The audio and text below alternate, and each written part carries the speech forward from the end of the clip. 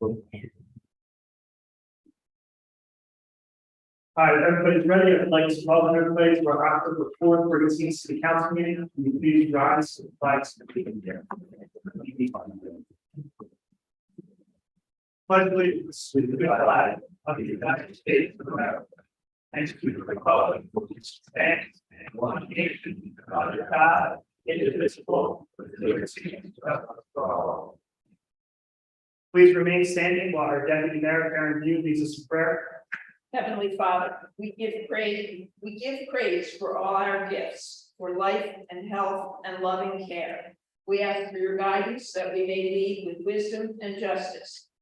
Help that we may keep the unity of the spirit in the bond of peace. Where there are differences of opinion, help us to be one with your blessing. In your name we pray. Amen. Thank you. Thank you.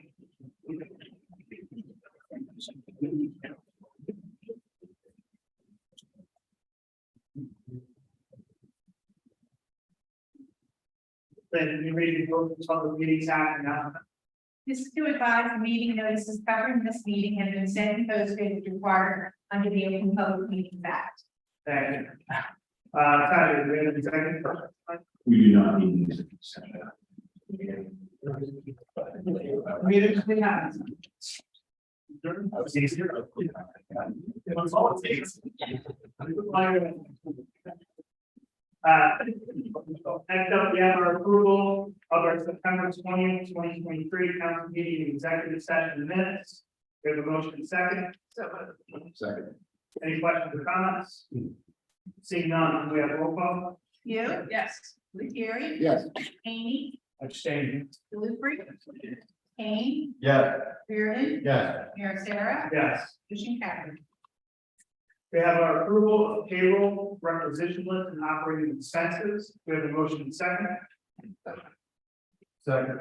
Questions or comments? Seeing none, we have roll call. You? Yes. Lettieri? Yes. Amy? Yes. Delivery? Yes. Kane? Yes. Reardon? Yes. Mayor Sarah? Yes. Motion carried. Before we go to public comment, I know there's a lot of people here for the short term rental stuff, so I figure I'll just start off.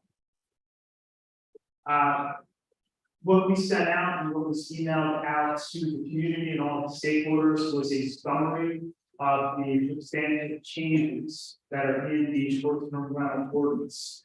Brigantine Short Term Rental Committee has completed a full overhaul of the city's short term rental regulations and processes.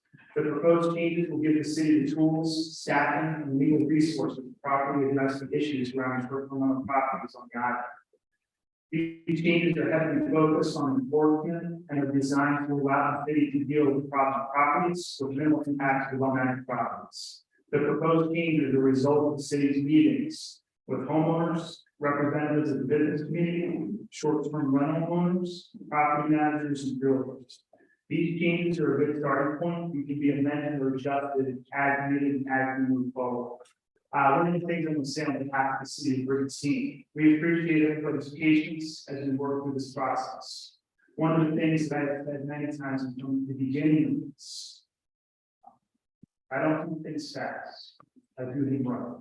And what you're going to see tonight is a result of the hard work of our city and a result of the hard work of our attorneys, as well as our short-term rental committee. The short-term rental committee, working with our legal counsel, has completed a full overhaul of our current short-term regulations, correcting inconsistencies and legal loopholes that will prevent the city from being able to properly address the issues around short-term rental property on the island. One of the things we've done, say, the last 7 months to do a real assessment of what our shortcomings are. Why we're having a hard time addressing those issues. We made sure that we had 2 or 3 attorneys that have been working on these updated regulations, sitting on these meetings, to hear firsthand from the public what's going on. Also, to talk about a lot of the challenges that we have, certain uses of the properties that needs to be corrected, so that we can kind of close those loopholes to make sure that the city has the ability to properly address this. The proposed changes will put the city on solid legal ground to hold the owners of the problem short-term rental properties accountable for the negative impacts their rental properties is having on the neighborhood and the community. I know that many people will question why the city is choosing to start with a 2-night minimum. And I want people to understand that this is just a starting point, and we can change this at any time if we need to. But the real issue isn't the length of stay. The real issue is the allowable use and behavior of the renters within those properties. And I'm going to give a good example. Recently this week, Brigantine School hosted a national conference of superintendents.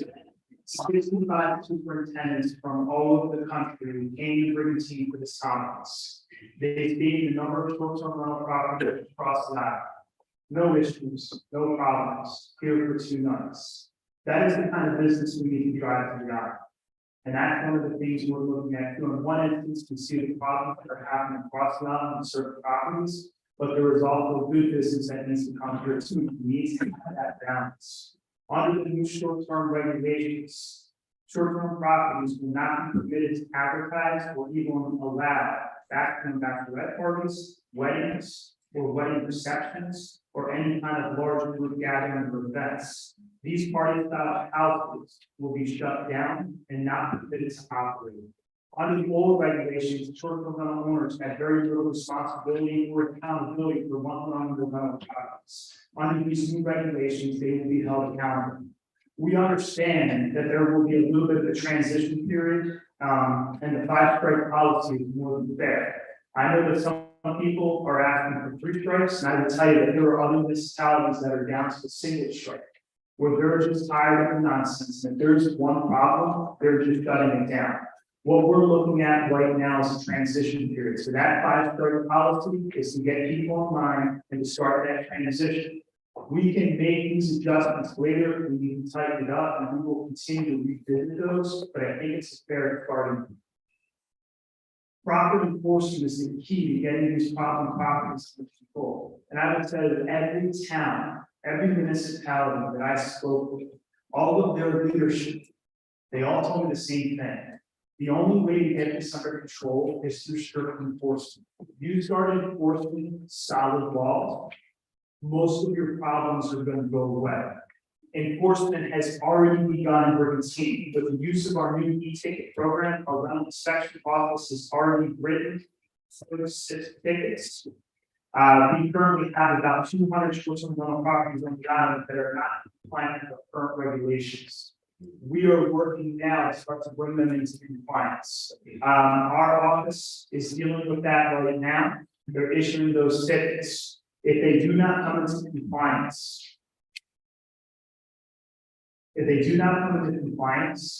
they are not going to be issued licenses next year until they come into compliance. One of the things that has really, I think, frustrated council is that there are short-term rental properties that are operating right now not under compliance with our current regulation, and there's a number of them that are operating that haven't been issued licenses.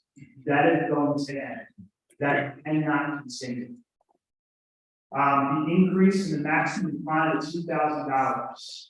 I think that's important. Some of the operators, with the money that they're making, the minimum fines that they were receiving, they didn't care. They just wrote it off as a cost of doing business. Maximum fine for the increase to $2,000. Non-licenses and non-compliant properties will be issued heavy fines until they come into compliance. One of my recommendations: for every day they rent out of compliance without a license, they should be fined the maximum for every single dollar. Staffing is an important aspect of this equation. Under the proposal, the city will have the proper staffing resources to deal with the problem short-term rental properties on the island. Capping occupancy to a maximum of 18 across the board for all short-term rental properties. Anything over that is just too disruptive to our community. It is too many people in a lot of our residential neighborhoods. As it stands right now, there were about 30 properties that had higher occupancy than 18. We're looking to limit that to 18. We know that as soon as we start to enforce these new regulations and begin to suspend short-term rental licenses, that the city will end up in court. The legal battles can be very expensive, and this is why we need to increase the fees and taxes associated with the short-term rental industry in Brigantine. All of the costs associated with dealing with these problem properties should be fully paid for by the short-term rental industry. I'm going to say this is one of the things I've said from the beginning. There is no way that the taxpayers of Brigantine should have to pay more taxes to deal with the problems that are being created by some of these short-term rental properties. This is also a step that other municipalities are taking, and that's how we're going to start to deal with this. Taxes and fees. This has been something that people wanted a better breakdown. So you're looking at our staffing costs. Fully staffed our office with what we need. You're probably looking when we look at taxes, pension, health insurance, fully outfitted our employees. You're looking at about 210,000. For premises equipment, you're looking at about 100,000. Legal funds and resources, 250,000. Total cost of the city is going to be about 560,000. The fees and taxes are estimated to generate a little over 580,000. So that'll give us a little wiggle room in case there's some issues with cost. It's about a 20K buck. One of the things I want to note too, if the legal expenses come in higher than anticipated, we can and will increase the tax and fees to cover the additional cost of the city. Any extra money at the end of the year that is not used directly in dealing with short-term rental issues and properties can be moved to the following year's capital budget to cover costs associated with improving towards here on the island. And I know some people want to say that this is a money grab. It is not about a money grab. This is about covering our costs. There are different groups, organizations, and individuals that have already let us know, whether it's directly or indirectly, that they plan on taking legal action. We're one, through the work of our attorneys, making sure that we're on solid legal ground. Two, making sure that the city has the legal resources in order to fight these battles. And at the end of the day, the goal is to improve tourism, to drive good tourism to the island, and have a good balance between how our short-term rental properties operate and the people who live around them. One of the things that I keep hearing more and more from people is that they're at the point where they want to sell their homes. They just want to walk away because they can't take it anymore. That is not going to happen under our watch. And we are going to put a stop to the problems, to the nuisances, to the issues. For the good operators, we will make sure that we can do what we can to benefit you, to keep tourism strong and good here on the island. One of the things we're doing right now is working with Airbnb to try to deal and resolve some of the instant booking issues. And I think this is a major problem. Right now, in order for short-term rental properties to operate, they're kind of ranked in how those things. If you don't do the instant booking, you're knocked down in rankings. If you do the instant booking, you don't really have any control over the property. If you cancel the booking, you lose your superhost status and you're knocked down and makes it hard for you to rent. If you cancel a book, you have to take it. You're charged by understanding if you work hard with a 10% fee of what the rent would have been.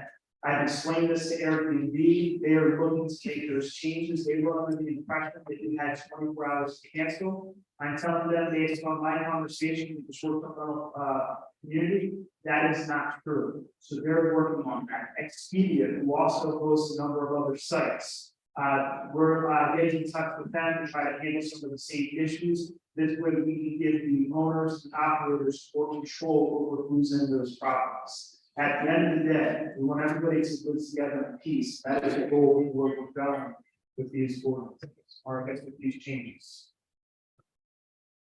At this time, yes, so that comes after the public hearing. Or a resolution. At this time, we're going to open the meeting up to public comment. This is public comment on agenda items only. Please state your name and address to the record. Yes, sir. My name is Dan Blood, I'm at 4014 Violet. Mayor, city council, or city manager, stand here. For everyone that's in the room that's governing body of the one city of Brigantine. For 30 years I've lived here. Not as a full-time resident, but a second home. I've enjoyed 29 of those years. July the 17th of last year, the next door house next door to me sold to an investor. It's a commercial property operating in a residential area. That's the root cause of this problem. It's not a problem where my councilman who lives across the street from 4506, because it is a ranch. The gentleman lives there. and he rents it out part of the time. Now, you tell us to trust. We're supposed to trust our politicians who are elected to represent us. But you're not representing the entire town of Brigantine. And that's the people who built and made this town and will continue to support this town long term. These investors, in my case, next door to me, they're 6 feet from my bedroom window. They set up, and they call it an Airbnb, a villa with 14 people that are 6 feet from my window that I have to contend with every damn night that they rent the place. Because they go out and come back at 2 or 3 o'clock in the morning. I don't want to contend with it anymore. At all. I have 3 choices. Sell, join the enemy, or sue the town. I don't understand what's so difficult with understanding that the zoning in the state and the zoning board of Brigantine set the area that I live in, it used to be the city dump, as R1 residential, but you allow mega mansions to be built on that street. There's one across the street, $3.3 million, just being completed. Do you think they're going to sell that to someone? They're going to sell it to an investor. 4 lots down, an empty lot, just went up. They're going to build another mega mansion. Where is the normal people supposed to live and enjoy the life? I understand there's investors here. I understand these people have made a lot of investment of money and time. It's supposed to be for the whole community, not just for a subset group. And be honest, publish the damn plan, the zoning and planning. What you're doing, why you're doing it. Don't get variances. Who do we have to go to when we have complaints? Do we have to do your job? Call the cops every 5 minutes? If this is a tourist town, there's lots of other things that they need to pay attention to.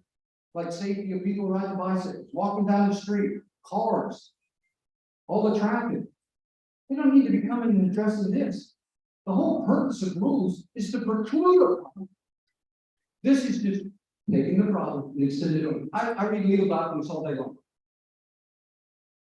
This has a lot of legalese in it, but when you bury down to the exact effect of the legal document, it says, in order for us to take the license away from somebody, you got to reach a bar this high. How high is the bar? 5 tickets. And do you think that's unreasonable? Yes, I do. If the police chief catches me speeding 70 miles an hour down the highway, is he going to give me 5 chances before the court takes my license away from me? No. I mean, that you're looking at 5 chances, but those are also 5 tickets, 5 penalties against the owner. So it's not, it is not, the city is not taking action. The city is taking action. The city has increased maximum fines, and we're looking at what we do to address the problem. Your issue is how people are using the property. People are coming in, they're using that outdoor area, they're being loud, they're being unruly.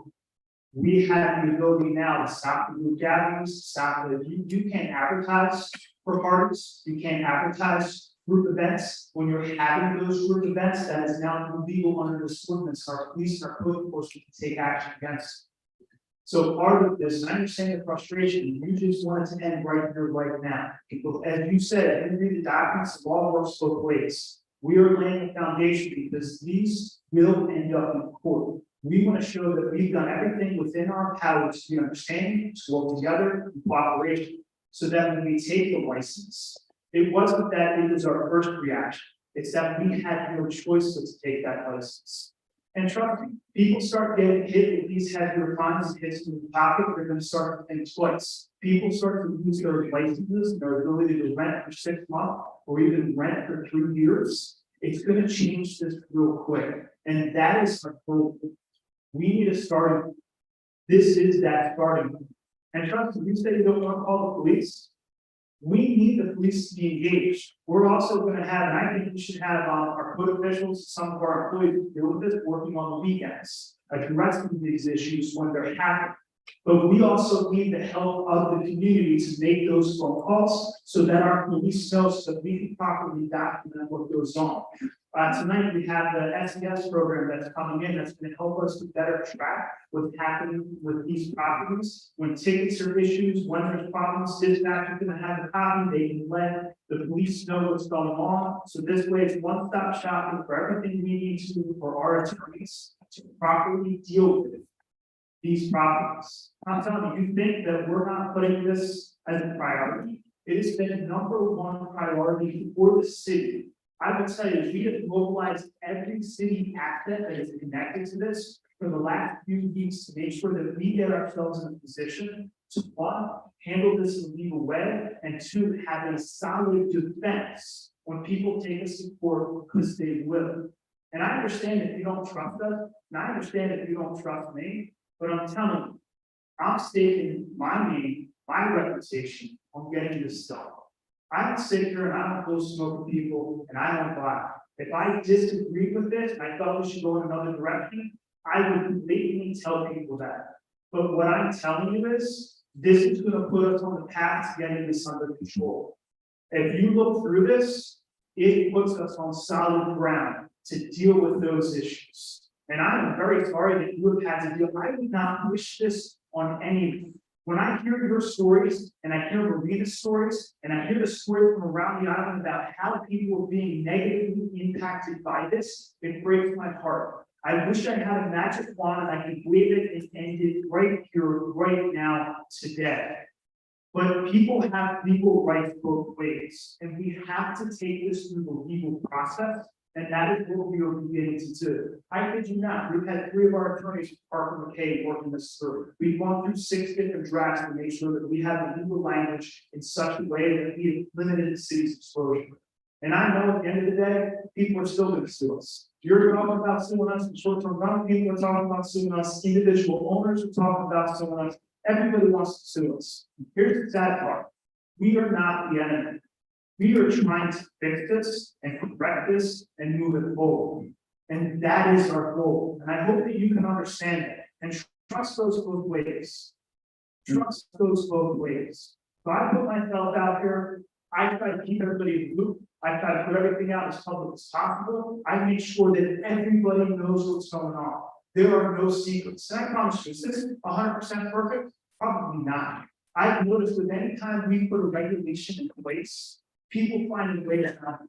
And we're gonna come back and we're gonna fix those ways around. Because here's what I know about our process. Anytime we wanna make a change, it's 2 meetings and 20 days. And that's what it takes to make a change. We're gonna keep working this, and I said this from the beginning. We are gonna keep working at this till we get it right. But I think this is an outstanding starting and a good foundation. And one thing on that, take it as word, because I'm the man of honor. I respect that, Mayor. Thank you, sir. I do. But at the same time, what am I supposed to do as a homeowner that lives next door to a party house every single couple of days? There's a new group coming in. Do I need to install cameras and noise meters so that I can prove the fact that these guys are out at the hours of the morning, every day, every weekend? Folks, please come down. Here's 1, they observe it. 2, one of the things I love about the body cameras, they turn the body cameras on, we're able to properly document what is going on. I believe, guys, if that is correct, that can be used to this full court. And this is what we need to do. This is legal foundation. It is no longer he said, she said, what we saw, here's the evidence, here's the information. We take it to court, we have a judge deal with it. This is why we have courts. And if it doesn't work, we'll revamp what we need to revamp and keep working at it until we get it right. Our goal as a council is to make sure that you can enjoy your home and not just live there, but have a quiet enjoyment of your home. Because that is what every person in this country is entitled to. It's definitely entitled to. And we want to make sure that we protect your right and everyone else's rights in this community. And that's what we're working on. I'll tell you, our companies have worked very, very hard to make sure that our processes are there to deal with those issues. And I have faith today, the fire department, our code officials, and manager are gonna put every effort to properly address these issues. Also, with your property, I thought the city manager had an opportunity to reach out.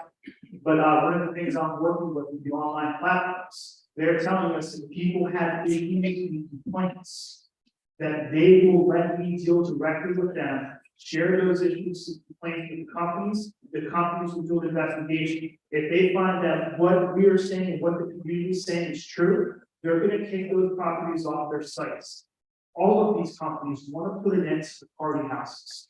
They want to help us. So when we're talking about Airbnb, we're talking about the Expedia Group. In one instance, if we can't get these properties under compliance and they're a nuisance, they don't want to be kicked out of any more towns. They want to put an end to it.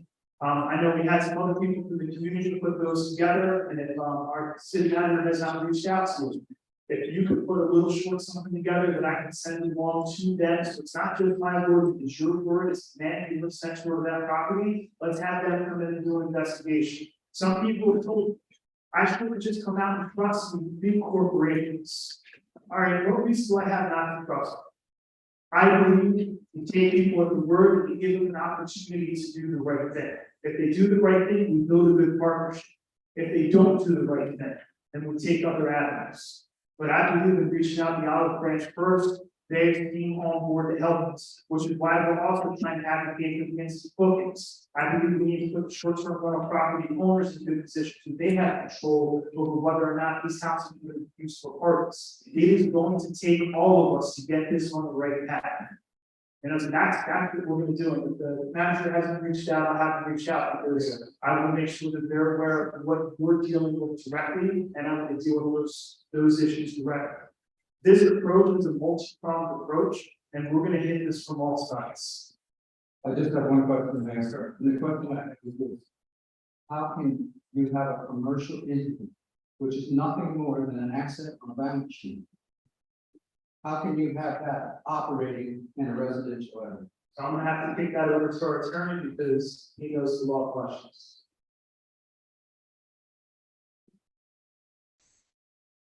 Commercial entity can exist for that purpose, as they do here. It's still a residential property, like rather run by an individual property owner. Yeah, it's an individual, it's owned by individuals, it's not owned by an LLC. But the LLC has the same rights as an individual owner. They can't run it down. Now, people do set up commercial entities back, but they do have the same rights as an individual person to run that property. How does the state of New Jersey, I guess, define short-term rental properties? Do they still define them as residential? Yes, there's still a residential property. And that becomes the challenge. Right, so that's what I said, it lost both ways. So what we're looking at is what is the behavior in the property? The behavior in the property that's going on next to you from your accounts. I would wish that on anyone. So now we look at it, and we look through, how do we properly address that issue? Well, they post on Airbnb, which I keep track of every day, and I determine when I come to it. They say quiet hours is from 1 a.m. to 6 a.m. And they refer to it as a bill. All those pictures of outside showing all of the amenities that are there, to include fire pit right next to the house, which is fine. Your So the 1 a.m., if you can give them, sorry. The 1 a.m. to 6 a.m. would be in violation of our city noise ordinances. And under this, the regulation would be a violation of our short-term rental agreement or short-term rental regulations. And we would be able to hold the short-term rental property owner responsible for that because it is false advertisement and does not fall within our city codes. So that's what we're looking at, and that's what we look at. We can take it, what are they advertising, what are they posting, if they're inconsistent, we can hold them accountable. Thank you. Thank you, sir. Mayor Sarah, council members, city officials, Andrea Sullivan, 2000 Ocean Avenue. I just think speaking a couple things because I come to Airbnb looking for like what can we do to kind of back up our positions with, and what jumped out to me with the 18, the resort housing, you know, you guys get bombarded from the with this resort house, you know, definition. We have 18, anything above 18 constitutes a resort house required a whole lot of commercial licensing and so on and so forth. I will put Airbnb, but when you click on Airbnb, when you book it, you're allowed to go up to 16 maximum occupants in any one booking. So I'm saying to myself, why don't we, as a city, adopt that threshold for 16 too? If they're putting the threshold at 16 per residence per booking, we should cap it out at 16 also. Okay, and then I'm also thinking, so fast forward to the parking things that you're saying, it would be 4 spots maximum, because it would be for every. That was, One spot for every 4 hours.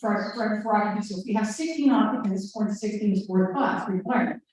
So, and then I reached out to the Coliseum's office back in, I guess it was June, and it took Sarah a little while to get back to me. She researched the UCC and the ICC.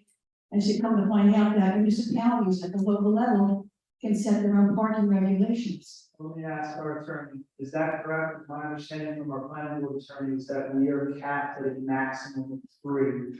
So you can have 1 parking spot per bedroom under the uniform construction code, up to a maximum of 3 parking spaces. Yeah, I think you're accurately describing it. Yeah, because we've had this, you've been at planning board meetings, we've had these discussions with the planning board attorney. Trust me, if we could impose more parking, we would. And one of the things, actually, when we were at the last meeting, I wanted you to say, because the planning board had a big discussion about what we need to do with our planning and zoning regulations as we move forward. So the other municipalities are looking at what they're doing with floor to area ratios, also DSET when it comes to the higher floors, we need DSET roof lines to start to control some of that growth, the size of the homes. And our planning board is actually looking about how we move forward with those items. Okay, so we addressed the 16 cap at Airbnb, so maybe we can think about that capping at this level also. And I think I sent this email to all of you from Sarah. Did you all get a copy of this?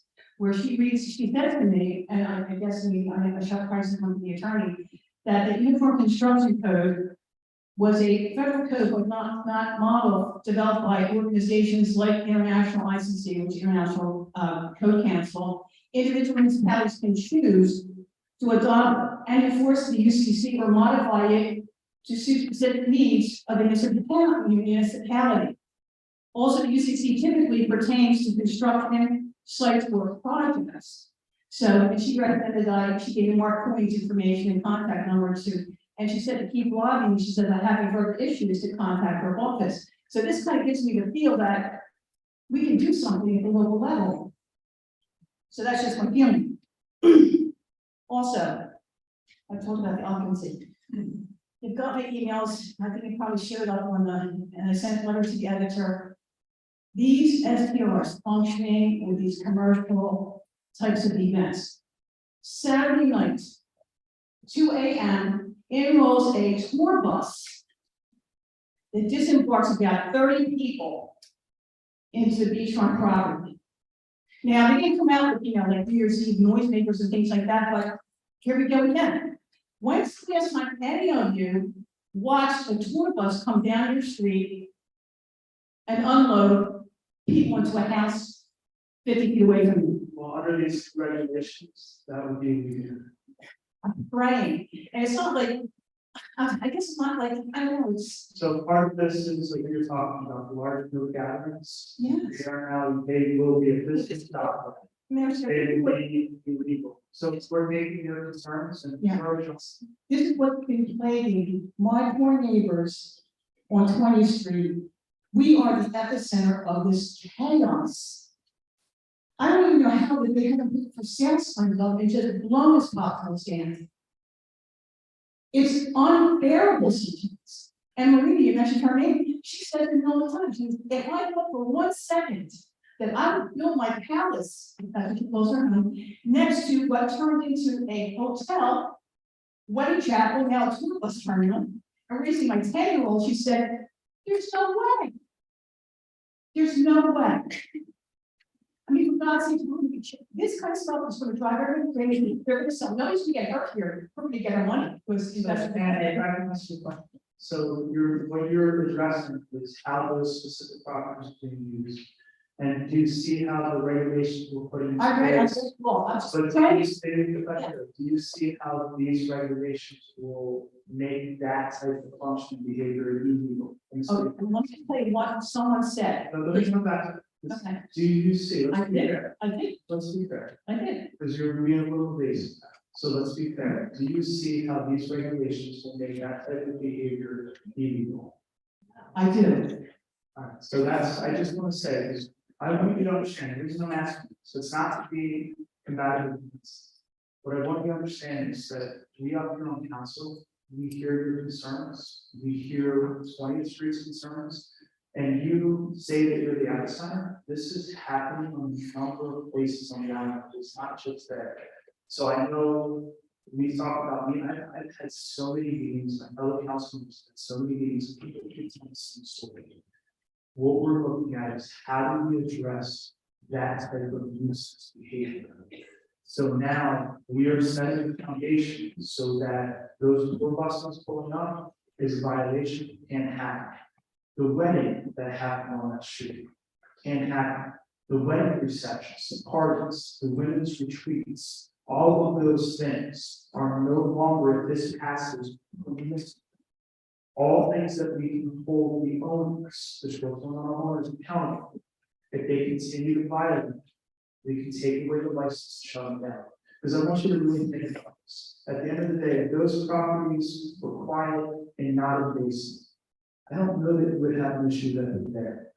But because the parties, the loudness, the constant just in and out of use of providers and other things, that is what cannot continue. So we are looking at how we address legal ordinance. So we're taking that idea, we're putting that into writing. This is what we would like to propose. Well, let me just address one more thing. I come through the legal words now, the legal means today, and I highlight with my highlighter on my computer. What jumps out at me, and this is Mayor, sir, you're a teacher, I'm a retired teacher, Paul, so are you. Oh, Karen, you're too. I don't know. I was just introduced the other day at school as a recovering teacher. Recovering, I mean, I'm filling in the city for 55 years, so I'm like still in recovery, like shell shock, but anyway. We all know what wall passes are. It gives you, free will to go from point A to point B and back. When I saw 2 dead, minimum is okay. Immediately in my head, it's like, oh, there goes the weekends, every weekend, all 52 of them. Let's come back to that. What the issue is I know that people are focused on the say, what the issue is the behavior of the property.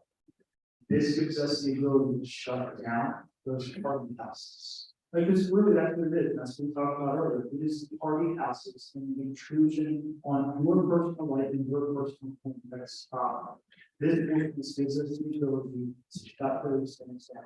And that's really what we're after. And that is what address the behavior. So we talk about education, you address the behavior. And one of the things is we're not going to go out and punish every single thing. Let's do that. There's some people doing great work and trying to do responsible. But one of the things we need to do is strategically go after that, because they're making issues for everyone. And it's not just their neighborhood. There's a lot of people across the island. And that is what we're trying to do. So that behavior, that disruption to your life, to your community, to your neighbors, we need to address that behavior. And that's where we're beginning. As I said, this is starting.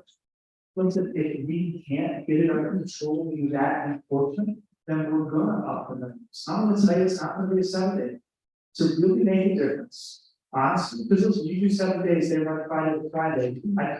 If I charge, I'll make up numbers, I charge 1,000 for the weekend, if I charge 1,000 for the week, nothing changes. To really have an impact, I think we need minimum 15 days. So I want you to understand, this is a starting point. We're gonna try to adjust the behavior. If we can't address the behavior, it becomes hard, we're gonna start to do those enforcements. So your comment to us is if this still becomes, chugs along problematic, and they go back up, thinking they're off the radar and we snag them. We can revisit this ordinance and we can add the things. We can ban it like New York or even Philly, where it's like enough is enough is enough. So you understand as teaching progressive this. Oh, absolutely. So, right, so it's the same. It's the same thing, right? We're starting to progress this. We're looking at what is lowest level that we can handle it. We're trying to address the behavior. And we're going to move this forward. We need to up it, we're going to up, we're going to continue. I said this from the beginning. This isn't a one-stop shop. This is continue to work at it, continue to put better and move this forward. The other thing too, we're gonna look at is, the 5 strike. I think the 5 strike thing is starting points for people. There's a learning curve of understanding this education, put the rules in place, there's a learning curve, we're not trying to be unfair to people. But I will tell you, if we move forward, we will most likely as council drop down to 3. But we want to give people opportunity to get, to understand the changes, understand what's going on. For the 36 people who were issued tickets, they don't understand why they were issued tickets, but why they were issued tickets. Because it's even under our current regulations.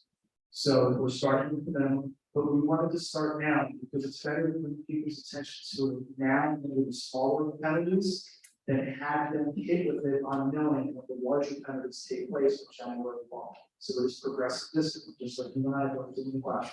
Sure. Okay, thank you. Thank you.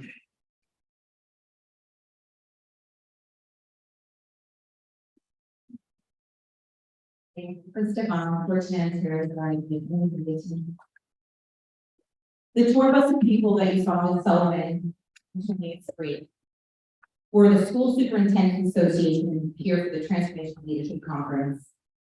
I hope we allow this conference to still happen in the future. But we had a 3-day minimum, there's 65 superintendents. Can I have this piece of? That's what I thought. Yeah, this is like. I asked that you would encourage them. I would just like to say, I believe, I believe there was a wedding that was taking place on that street, but the superintendents who were there, I believe were dropping different properties, it wasn't 65 in one property, and I did say in the beginning, one of the things we looked at is those superintendents 65 came in, Right. and they stayed at different properties.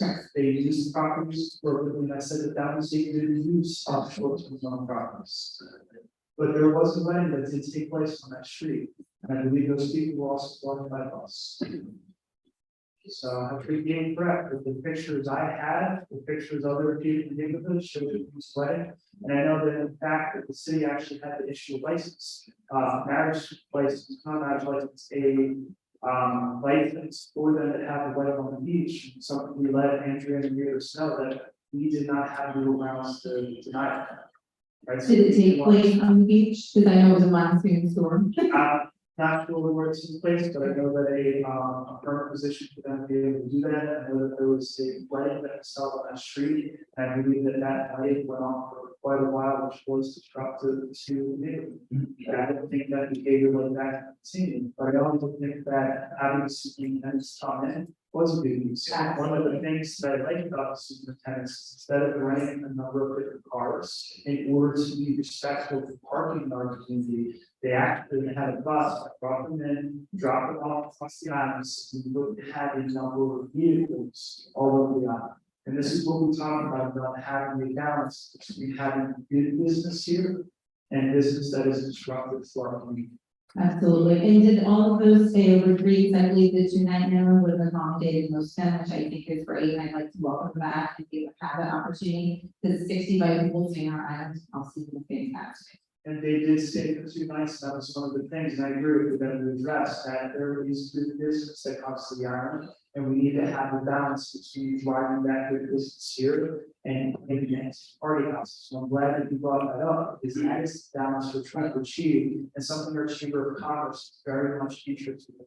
Our chamber wants to put together a marketing plan to make sure that we drive good business to the island that is non-disruptive, to try to bring it down to everybody, and I really appreciate your leadership. Absolutely. The other thing I wanted to ask you also look into for zoning, there are a lot of alleys. When I see new homes going on, they have the requirement, okay, could it be considered to, that at least half the parking be on alleys that actually doesn't take up parking in front of their home? I think that would also allow parking in the street. Thank you.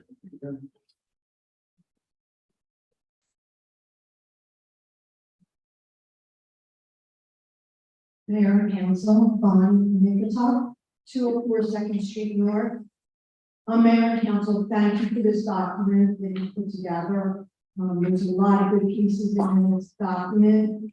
In reading through it though, there's a lot of things that are problematic. The biggest one for me personally is I live an hour away. I'm not in the County. So this document caused me to assign somebody else, I pick up to 2 o'clock, I always. And I can be here in an hour, done plenty of times for storms, I run down, back and down hatches, just like everybody here, and maybe some people here aren't able to get to their property, even if you're here, it's be on the island and within an hour. So, the problem I see, and I have somebody who would do that for me, who would be on a piece of paper. But the problem with this ordinance is this makes that person or a real estate agent or whatever agent you have in charge of your property to be financially responsible on the fines as well as 90 days in jail. So I think that really needs to be reconsidered, that particular part of it. So one of the things I mentioned that, the current regulation now states that you have to have a representative within Glen County. That is current regulation, so if you don't have that, you're actually operating non-compliant for the law. The only change we made is now that that person has to be available 24/7 and responsible for the property within 2 hours of the call. And this is the big thing, and we see this in a good example is that actually basically you have to have a manager within that in itself. You have to be there available 24/7, and you have to respond right away, because if there's issues, then you or your representative needs to be also involved dealing with this right away. It was actually a recommendation for our attorneys to make it more fair for people. You should keep the current regulation in Glen County because it makes it at least a little bit more feasible for people to find someone they have some trust, but you need to have a responsible agent. And I will tell you, speaking with Mayor Lambert, he said this summer, because they've had local management of those properties, a lot of their complaints have gone down. And that's really what we're looking at. And as you talk about the aspect of criminal aspect of criminal charges, jail time, I'm going to take that over as far as training, but that is our current language now. And I would like things to explain that language where it comes The state statute allows for penalties for municipal ordinance. You know, the penalties set forth by the state are maximum fine $2,000, prison up to 90 days, community service up to 90 days. So we copied that, what we did. Realistically, when someone goes to court on a first offense, judge is not putting somebody in jail for 90 days. It's just not realistic. Judge has a checklist, which must balance the pros and cons of each individual that comes before the judge. So on the first offense, no one will go to jail. If no one's probably going to jail for any day on the first offense. That's just the way the courts. I would love to be able to send people to jail for 90 days on the first offense, because I think that would shut down every issue we have here. It's just not the way it works. So that is my understanding too. This is language that already exists. It is not a change. And it is language that exists in the law. Law come down to a range of penalties. That's all that's there. I don't have a problem with it being written the way it is. I mean, I have somebody who is available, takes my trash cans in, those kind of things. Actually calls me up and says, it's windy, let me take your trash cans in. Your lights on in your kitchen, you want me to go over and turn it off for you. So that's the kind of relationship that I have with people on my street, and I don't have that. Now you're, and perhaps the person who has to be identified before, I don't know where the application that I fill out does not contain that information, so I don't know where this was. So this would be in the new application, the things that said at the beginning. When we created this, the first, what we call party house ordinance, there was a changeover in government, changeover in our chiefs of departments of people, and some of this stuff got lost in the shuffle. We're going through making sure that we're going to start to force this. Our application process will contain that information, who is responsible for contact information, as well as the online platforms, ID numbers that people use. So we're going to make sure that we collect the appropriate information so that we have it. And in this ordinance, I saw how nicely that's all written out, what you're gonna say on the application. None of that is on the application. And so saying that we, we're responsible to have somebody now, there's nowhere that information wasn't collected from us. But the problem I see is what realtor is going to be an agent for a property when they can be held responsible. The real estate agent or my neighbor across the street can be held responsible for, it's either me or the tenant that's responsible, not an agent. So I really would like to reconsider that. Let me ask you something, so one of this, if there's an issue with problems, say like I have a property and I just have a family member who's watching for me because I live in Wiltshire. If my family member is responsible, my property can make decisions, if there's an issue with the property. Does the summons penalty go against them or does it go against the owner of the property? We talk decision as to who wants to buy the person wants to buy it. So most likely it's going to be the owner of the property. The contact person is there and responds to the property to see what the issue is, discuss it with the police department. But realistically, it's the owner's ultimate responsibility. I would think the officer is going to write and violation against the owner. Unless, of course, the agent who comes out is just completely belligerent and found there's nothing wrong here, those kind of situations. But for the most part, really, the officer is going to write against the property owner. But also too, the officer, and I would assume would have the discretion that if it's an issue that is an owner issue, it was against the owner, if it's an occupant of the property issue, you can find to go against the occupant. But that would be the police officer's discretion. Oh, absolutely. Yeah. I think just asking that you relook that section because it's written the way I just said. So those people would be responsible. It really is, right? Sounds worse than the other. I mean, you can say that nobody gets put in jail for 90 days, but if they don't, then why is it written in there and the fines and all other things? Mayor, I've been used to plus years. I have never let him go to jail in the first offense on any statute or any. Maybe if I possibly do speeding like 200 miles per hour, we'll give him a couple days again. No, it's just not realistic. Yeah, that's my understanding of the courts is judges typically try to handle things to the lowest level. And that is the challenges that we've had in dealing with some like properties in the past, is that the judges tend to, again, we talked about gradually start at the lowest level. If there's repeat offenses, then they increase the penalties that they go. I think my main concern, I think what I'm asking is the ordinance, I understand a lot of the things. I think it needs to be relooked to actually what's written. So. One of the things in doing code, if you don't understand, Mayor, when we had a big problem on 13th Street. They just kept paying the fine and paying fines, and that fellow, he got fined, he never went to jail. So I hear what you're saying, I understand. I just don't want, I don't want other people to be responsible financially or jail wise for my property. If they're doing me a service. I do believe it's a good thing that people know that there is a max penalty and Find the heck out of them. No, I don't have a problem. Thank you. Mayor, can I just say something? Kristen just asked about where the superintendents was on 20th Street. They were nowhere near 20th Street. They were on Ocean Drive, they were on West Shore, they were on Land Bridge Boulevard, they were on Schooner, and they were also on 15th Street Park. They were in a big yellow tour bus that they were just picked up and dropped off. And they were not part of the 20th Street.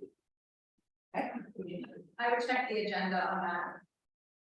Oh, I went right to it. I went to the source. They were not on 20th Street. Based on the date law, I just want to make sure that we all know that.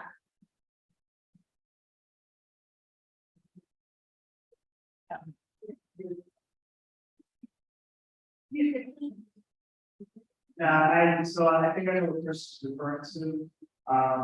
Originally, the tour was supposed to go over to the Coast Guard station, but the pending shut down. There was actually, on the day block of 20th Street, there was one of our homeowners, that wasn't a short-term rental property, it was actually one of our homeowners who was gracious enough to invite them to his personal home. And I think that's what he was talking about. So even it was those superintendents, they were inside a residential home at the invitation of, one of our families as well. Maybe for an hour. Yeah, no, that's what I think. Thank you. Hi, good evening. The phone's just for the clock, I understand, I got 5 minutes.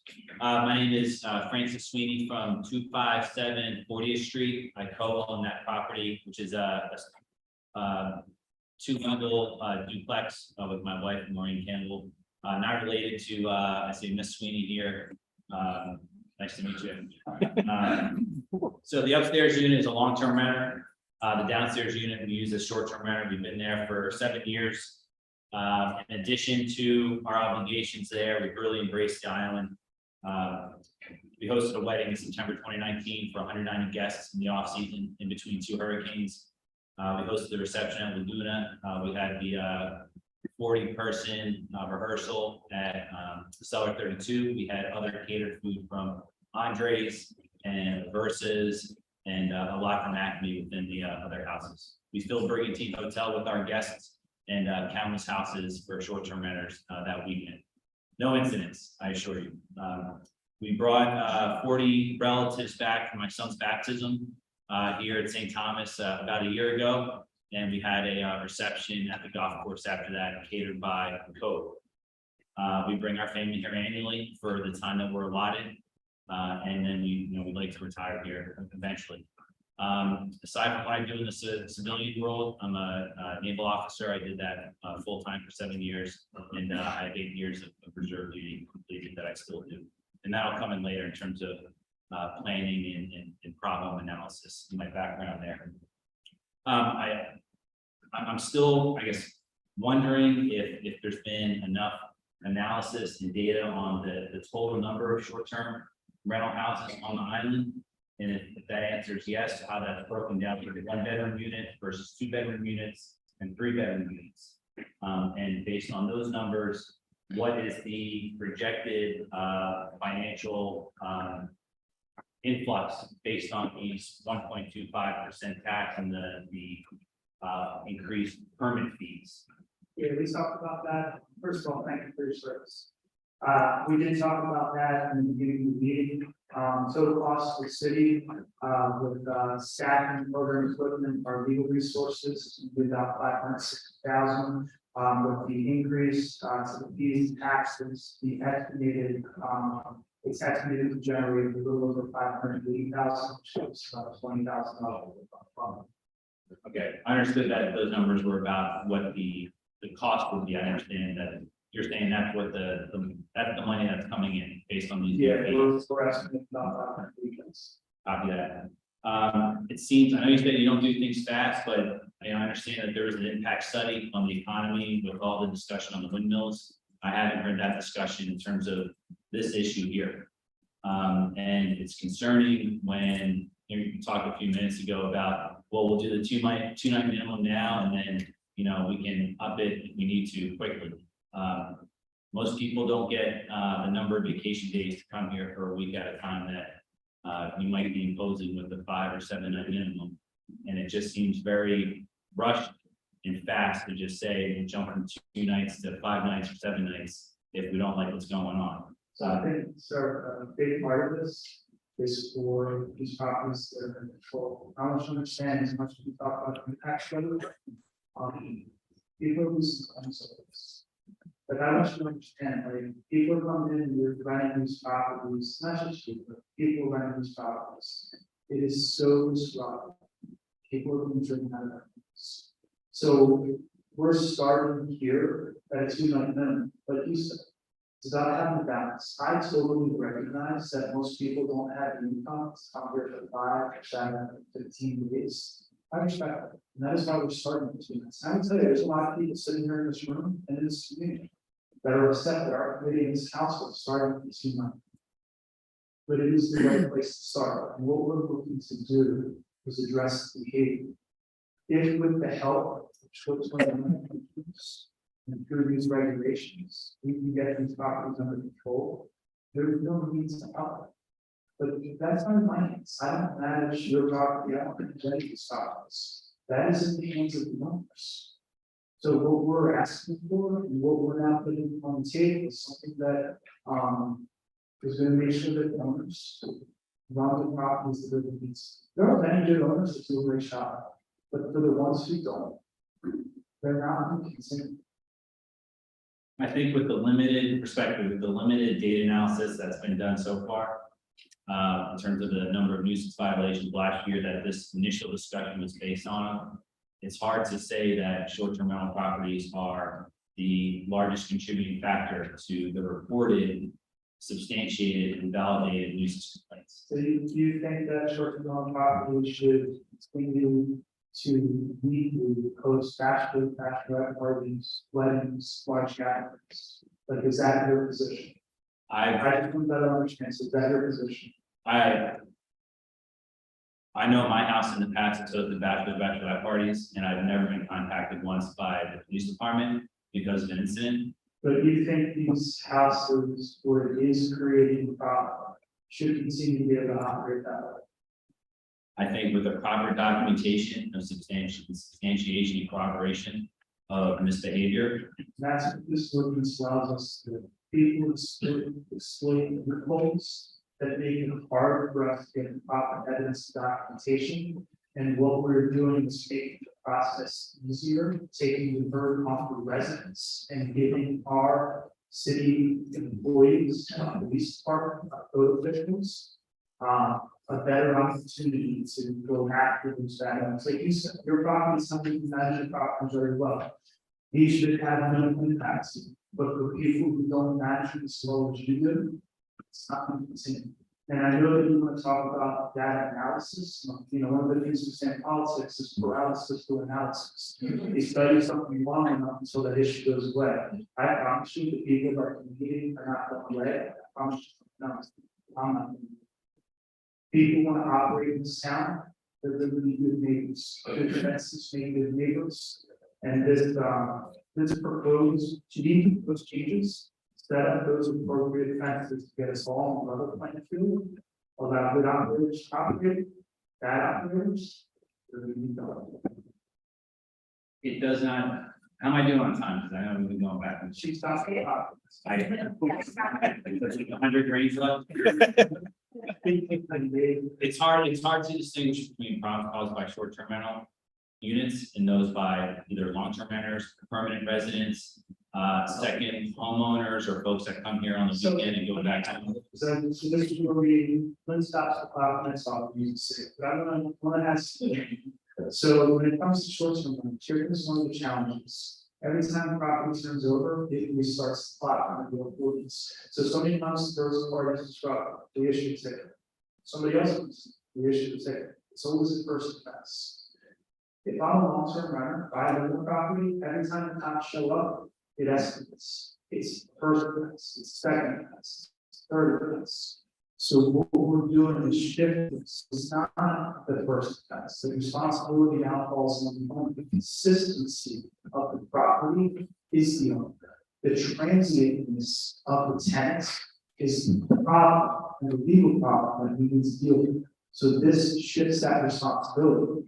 So what you're talking about may make sense to you, but it doesn't make sense to what we need to do from a legal standpoint to make sure that these bad operators don't continue to operate.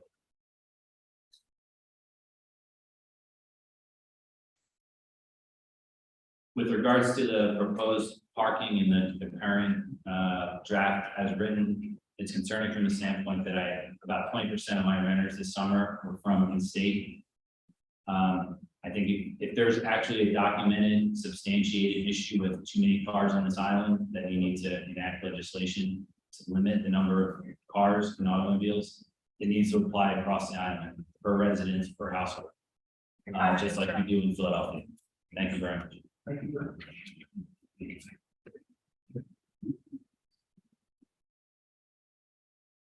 Mayor, Sarah, and Council, thank you for the opportunity to talk tonight. Jamie Powell, 337 9th Street South. I just want to get a better sense, I just want to get a better sense of how some of the key points of what is being proposed tonight. 2-day minimums, 5 strikes, 18 people in a house. How does that compare? And I understand the legal process, and we want to make sure the city is protected from a legal standpoint, but how does that compare to other shore communities? So I would say that other short communities move in this direction. When it comes to the limitation rent, that was actually a proposal that was put forward by the short-term rental association. One of the issues that they're having is that 18 to 24-year-old range. Those are parties, those are people that are coming in creating issues. And by raising that age to 25, when they advertise online, they have to abide by city rules and regulations. Here, this online platform, don't allow you to set those minimums. My understanding is it's their policy not to allow you, but if we set them here in the city, then you have to follow. This helps to eliminate the demographic of people that are known to maybe make those irresponsible decisions, especially that they committed under 21. We have drinking. There's other municipalities that are out like banning those times. Putting caps, municipalities are moving towards putting caps anywhere between 16 and 18, because when we start to get to those higher properties, higher level occupancies, it really does become too much density in a neighborhood. Some municipalities are taking the route to actually making short-term rental regulations so restrictive that it's impossible. Towns I talk to, they're moving to a one-strike policy. A couple of them already done that because they're just not. So what you're looking at here is us moving forward in line with what other municipalities across the state are doing. You look at New York just did the online platforms, the regulations that are in place. I mean, Airbnb can say something before that. $85 million hit because of the regulations that are put in place. What we're trying to do is come up with balance. As much as there's people in the room that just want to shut down football on properties, I know I'm going to sell myself. I did a long term for our economy and our tax base. It's not the best thing. But I also hear everybody who's saying that they can't continue to live where they're living. So what I want people to start to do is have a little compassion. Imagine if this is when you hear the story. Imagine if this is when you try to raise your family. Like I see Maria just from us. I share with daughter. She tells her stories. I think about what I had 2 daughters. She talked about the behavior, especially the bachelor party that will take place in properties around her and what her daughters exposed them. Yeah, it's not consistent. So great to be honest. Right, what's learned that is how do we start to get in control of those behaviors? And that's really what we're trying to do. I don't know people do, but I really wish I like, there was a house that sold 3 houses down, sold 3 houses down. I kept praying that she'll come down. I was very happy to meet my new neighbors, even though they're part-time residents. It's them, it's the family, they're there, we're doing the grief. But I'll tell you. I'm getting Scared of that. Second on history. It's just months. So what we're trying to do is find this balance where with operators. They don't want to increase those. That. It's can happen. I guess, Mayor, is there any data on like the average bedroom size in Brigantine? And how did that influence your decision to kind of cap at 18? Because 18 seems like a lot of people in house to me. So I think it's you're looking at this idea of resort house. And I know some people go around that idea of that resort house. Actually, better the definition of resort house is actually a property that is specifically set up for commercial events. It's a definition of wedding hall specifically used for that. Under the state definition of resort house, we have one of those two. Once you get to 24 above the floor, it comes to the south. What we're starting to look at is that there's 30 properties on the island. right now that have occupancies over, 18. So there's 30. They're all in resident, I believe they're all in residential neighborhoods. Some of them are 19, some of them are 20, a couple of them. It's just too much going on in a residential neighborhood. Because you think about it, you got 24 people in property, but they're also bringing gas, they're bringing friends, all the cars, gas, parking. But even the more we get people together, the more they associate with loud, you know, and that's, we're trying to find that balance. So one of the things we looked at, this is the recommendation of our attorney based on what he has seen in other municipalities, is that 18 is the number that a lot of municipalities are going. So we wanted to make sure that we try to stay in line with other people. No, we heard the request, people want 16, right? People want to live it. And I would tell you, it takes courage for us to stand and say, look, our starting point is 18, right? Because you gotta start somewhere. Once you get above that, you start to really get into those resort houses, those commercial uses, and that's really not what we want here in school. That's why I appreciate your plan and council's thoughtful approach. Hopefully, we don't overburden the police too much with this. As they already have a difficult job, but appreciate the opportunity to get everybody. Thank you. Okay. Thank you. Hi, council, Nicole Votto, 1016 Street South. I just have a couple things about I know Mr. Sweeney, I think it was, had mentioned about the increase in the number of nights, if it starting at 2 and then go higher. I'm wondering if the council would consider doing that on a type of violation basis, so if there is a problem house that gets so many violations, that maybe those houses would have to increase to 5 nights a week, 2 weeks, whatever you guys come up with for the people that are not having any issues with our properties. I don't want to be penalized for somebody that is hosting large, whatever, parties, but a lot of times you do want people to understand there is only so much vetting that you could do when somebody comes into your house. Nobody wants to have a party in their house. So at a certain point, if somebody comes in, you don't know how much alcohol people drink. And that goes for anybody that comes to Brigantine during summer. There's a lot of parties. So it can go both ways. But I also wanted to ask about, there was a mention of us having to provide all the information for the occupants that were in our property. I don't know if this is mentioned before, I was running a little bit late, so stop me if it was. But when I use Airbnb, the only thing that I get when somebody books is a name, a picture of what they look like, and their phone number. I contact them a guest, I give them a welcome message, tell them what I provide, give them my phone number. The majority of my guests do respond back to those, but there are some times where even after I send that welcome message, some people might also be booking 6 months in advance and they don't respond. And then I do send them their door code and I get a notification that they opened it from my smart lock. I could see that.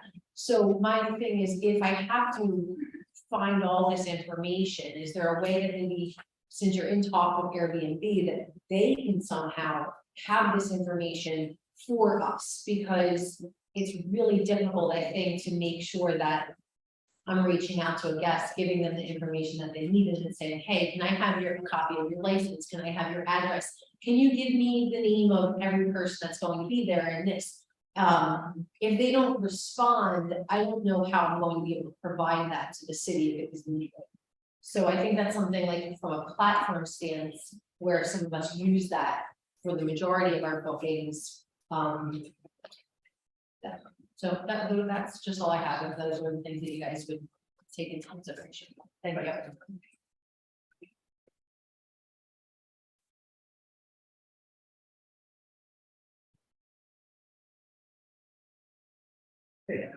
Good evening, everyone. Henry Waldron, 314 20th Street. Sorry, I missed last meeting. I got my first chance to deal with COVID.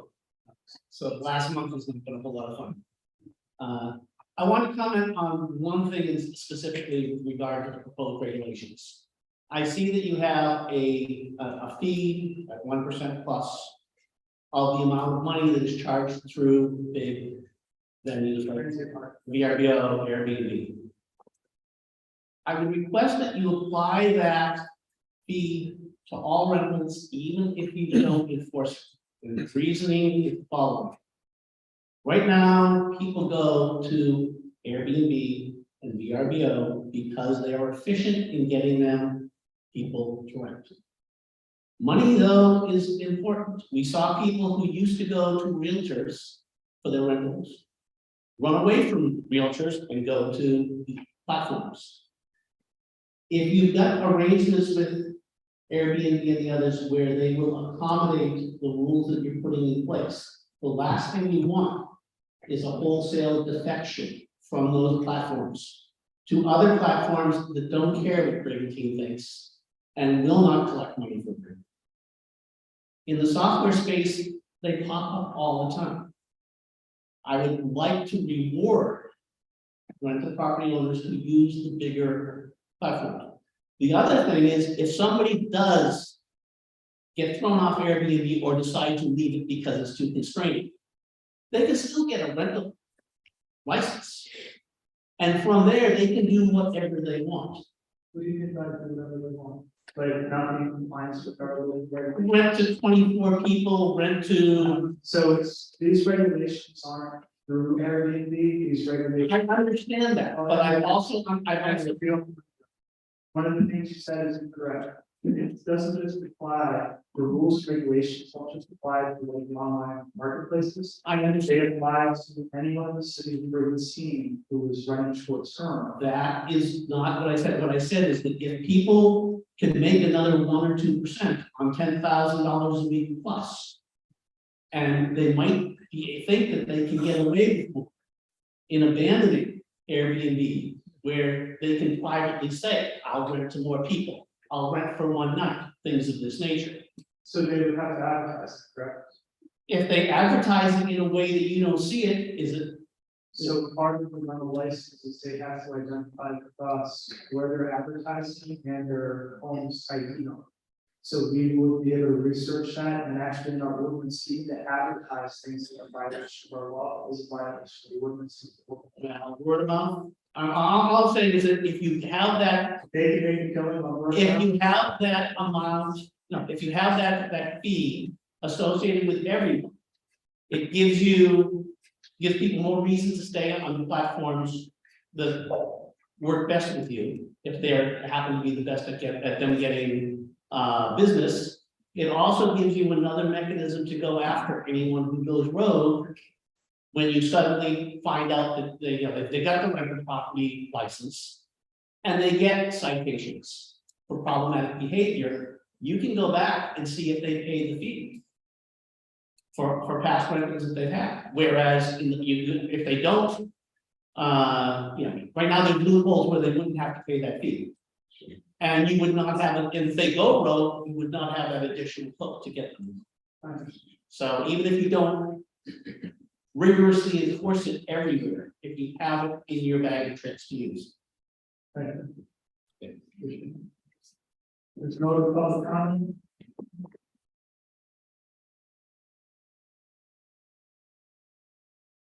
Janice Dargis, 463 West Shore Drive. At the last meeting, when I brought up, that we shouldn't allow these large mansions to be built, we should have a moratorium. The attorney rightly said, you can't tell somebody who owns a lot what to build on it, and I processed that. But you can have a moratorium on issuing licenses.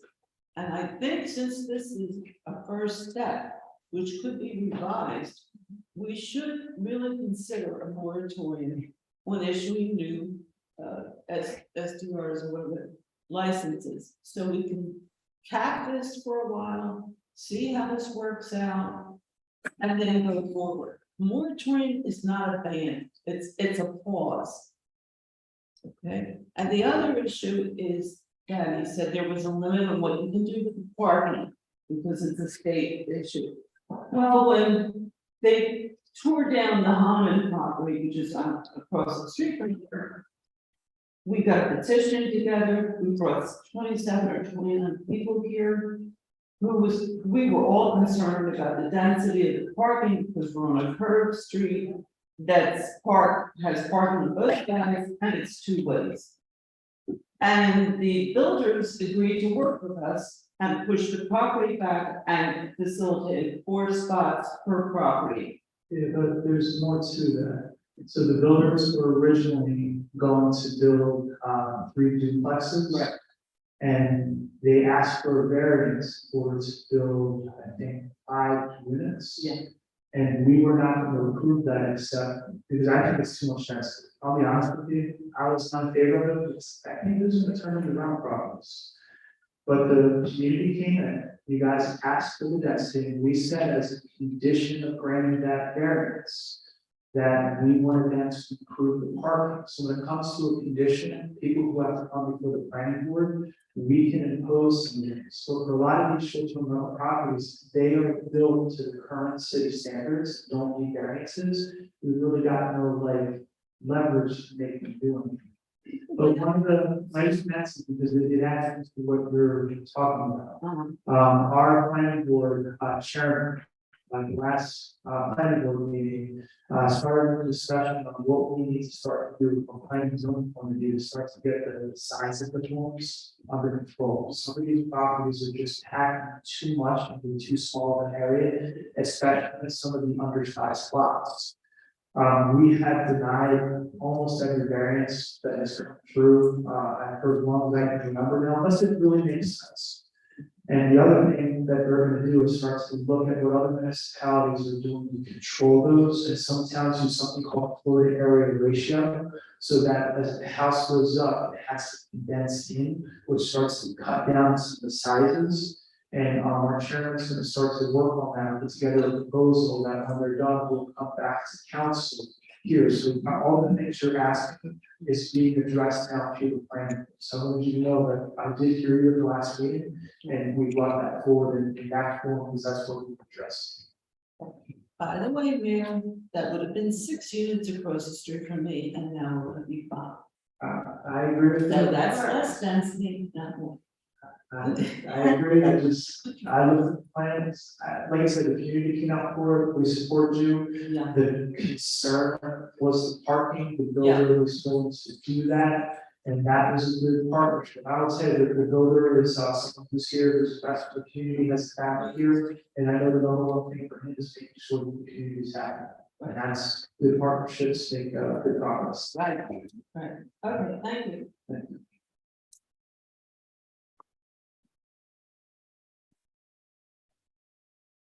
Good evening. My name is Susan Gage. I'm at 307 4th Street South. I have to admit, we are relatively new to Brigantine. We purchased here about 1.5 years ago. So we started renting our property shortly thereafter, simply because we couldn't be here all the time, right? And we wanted to be able to share this amazing property with other people. That said, I like to consider ourselves really good actors. We've had no issues. We rent on VRBO. A couple of points of clarification. We enacted in our home the age of 26, because my philosophy was you can't rent a car, you can't rent my home. So that's not happening. On VRBO, just as a point of clarification, you can set your own limits to the ages of the people that can rent that property. That said, I do agree 100% with the person who said it's very difficult to obtain some of the information of all of the occupants. So I do agree, if there's anything we can do to work with those platforms, we will do it. I also do not instant book, never have, never will. It's a great opportunity for you to screen people. There are also a lot of spam that happen through there, and people who say, my job is going to pay for 1 month's rent. So you can screen those out very quickly. So that I think is just a good thing. One of the things I'd like you to reconsider or consider again is this idea of people being in Atlantic County to manage their property. There's no one who is going to care for my property better than I am. And we're not in Atlantic County, but we can be here within an hour. So I'd like for there to potentially be a consideration for an and or as part of that, because I do think that's a challenge. And I would not want to put that responsibility on anybody else. So I think that's very important. The other question I have though is the one vehicle per 4 occupants. We do happen to have 3 spaces that are off-street parking that are dedicated to our location. And right now we are able to house 10 people based on our previous license. That would mean that we could only have 2 cars, 2.5 cars. So I'd like there to be some type of consideration for places that despite the occupancy, if they have the spaces available that are off-street, that we are allowed to do that. I wouldn't want to limit people if we have 3 off-street spots that they can utilize and it doesn't impact anyone else. And then one of the other things I would recommend is, we talk a lot about the regulations and posting your occupancy. We post ours as soon as you come in the house. Our license is right there on the right-hand side. I might recommend as a person who works in healthcare, we have to post all of the local laws that are taking place in that area. I might recommend that as part of the inspection, that you as a township provide us with a list of high-level ordinances and rules and regulations and the penalties associated with those, and make it a requirement for those people to post those, right, with their occupancy. One, it would make it easier because then I don't have to figure out how to put them into 500 million places in my really cute book that exists there with my rules and regulations. But I'd be able to separate that and put that in with the city so no one perceives that it's my rule, but this is what is required. Also, it would be very collegial because you would provide us with what that list looks like and we would be able to partner. Other than that, I want to thank all of you for the work that you've put in. I know you've got a lot of people in this room who have attempted to help and make this easier. This is not easy for anybody, but there really are a lot of good people out there who are renting their homes. And we just want to be able to continue to do that and have really good outcomes. I know for us, we have a Ring camera, so I count how many people are coming in and out of the house. We don't have cameras in the house, but those are also ways that you can eliminate problems. And while I'm grateful that we don't have to have any type of sound activity in our home, if you had one of my grandkids at our house, they would have for sure made that go off in the extreme. So I highly recommend, and I'm grateful that that is not in the current ordinance, but potentially requiring Ring cameras to be able to count the number of people going in and out and having reporting that would be something we consider. So thank you all for the service.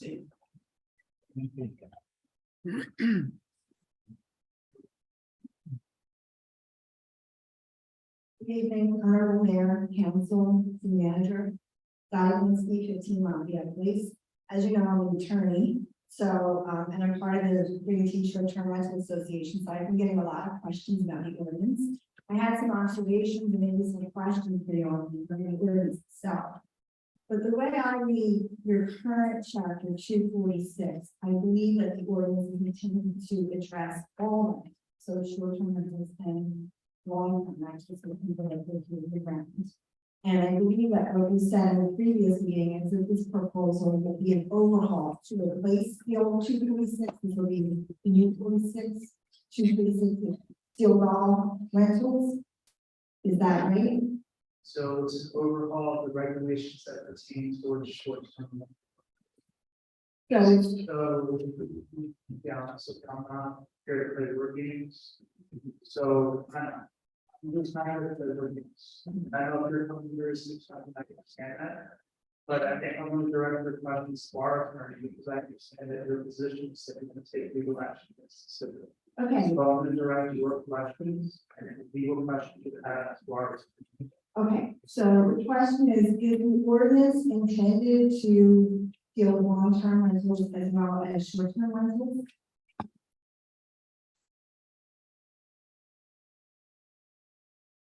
It's written to replace. To replace. Okay, so then my question is, the definition of annual rental is a rental that's over 30 days, so 31 days plus. Good question. I haven't even gone on. Okay, fair enough. An annual rental is over 30 days. So, but it's over 30 days, but on a transient basis. Right? That's the way I read it.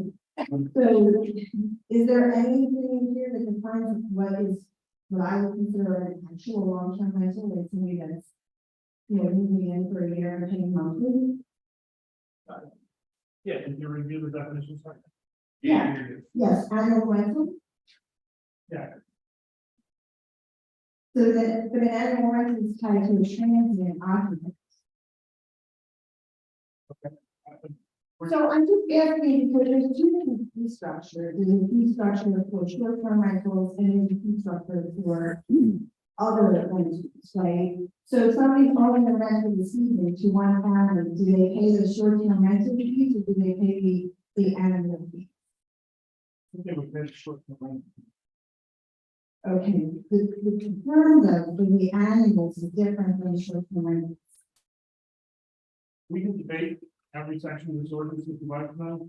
I'm just asking, which is, it wasn't annual, it's designed as anybody that's over 30 days. Okay. There's two different appeal periods, and I just wanted to understand what the two different appeal periods apply to. So there's one in section 24610, it talks about you get the one or you have identification of suspension, you have a process period that's 45 days of the policy clerk and the licensing clerk. And there's an appeal process with the hearing officer. But on page 19, there's a separate appeal process that talks about a 10-day process. And I just didn't know what the difference is to the appeal periods were.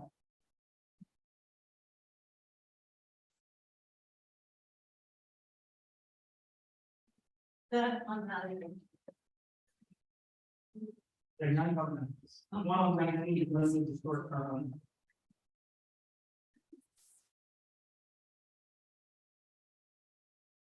So, would it be better, actually, friend, would it be better not included for questions? Because really, this is public comment, not public debate. As I said, I do feel that, yeah, and I think that you have a right to this clarification, but I think the best way to handle this is for you, supporting, you know, with all your questions to our city, that, and the ordinance, but I think have that properly addressed. Sure. But I don't know that this is really a forum for that information that we will ask. Okay. Make sure that you get your. Fair enough. Question, in the process, I know we have some meetings with brokers. And I don't know, maybe there's some brokers here tonight who want to address this. I believe the new ordinance requires them, if they are acting as the agent or the manager, to accept service of the process. I don't know if the brokers are allowed to do that under their rules or under their insurance. I don't know if you had any discussions with them as to whether or not that's an issue for them. Again, I think that'd be a good question for you to email to our city manager. Okay. One other question, with respect to some of these, once a property is licensed as a short-term rental, some of the requirements, like we were talking about earlier, the parking, that's one parking space for every 4 occupants. Do those requirements apply if the property is not being rented? So, Again, that's ours. okay, all right, thank you.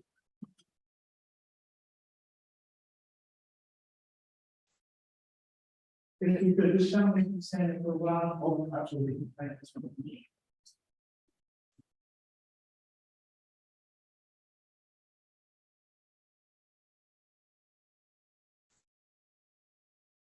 Name is John Gans, I live at 1805 Ocean. Sorry, if I can hear you. John Gans, Gans. Thank you. What was your address? Huh? What was your address? 1805 Ocean Avenue. Thank you. Thank you. I'll add this in. Since I just have a couple of words in here, I want to draw your attention to. I don't want to say that it's good. Where I've had experience sometimes, these things lead to problems. Under item 12. Advertising. And advertising is mentioned 2 or 3 other times. Look, part of that was advertising changes. And someone's really going to have to monitor that in the modern world. And pretty expensive for you too. I don't know what 12 is about. And didn't try to describe that. I know what the problem is, but I think you're going for something that either examples. What this is.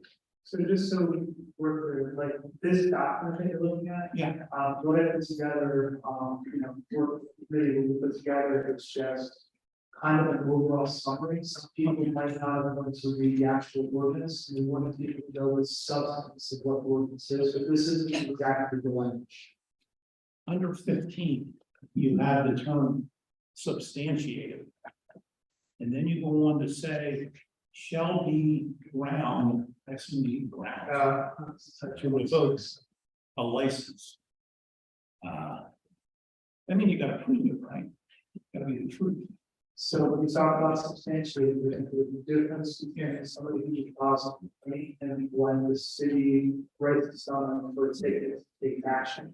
Because there could be a property where maybe people just like the property and complain about it. Yeah. But if it's unfounded that the officers go out there, if it was out there, and they find an issue, then that would not count against.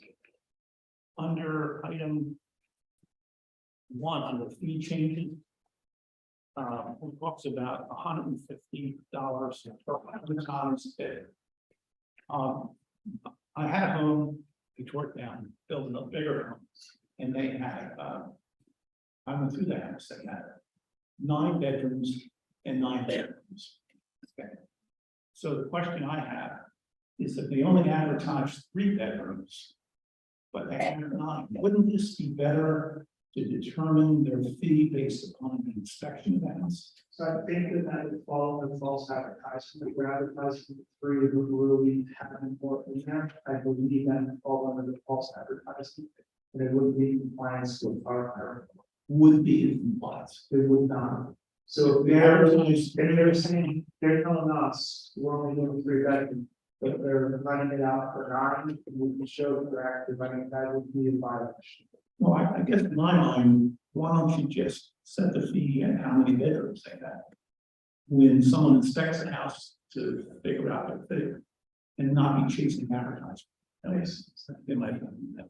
And the other thing is, when you guys talk about parking places, do you mean on property? How do you, when you say, So I'm gonna take that over to our attorney, we're talking about our, how we define.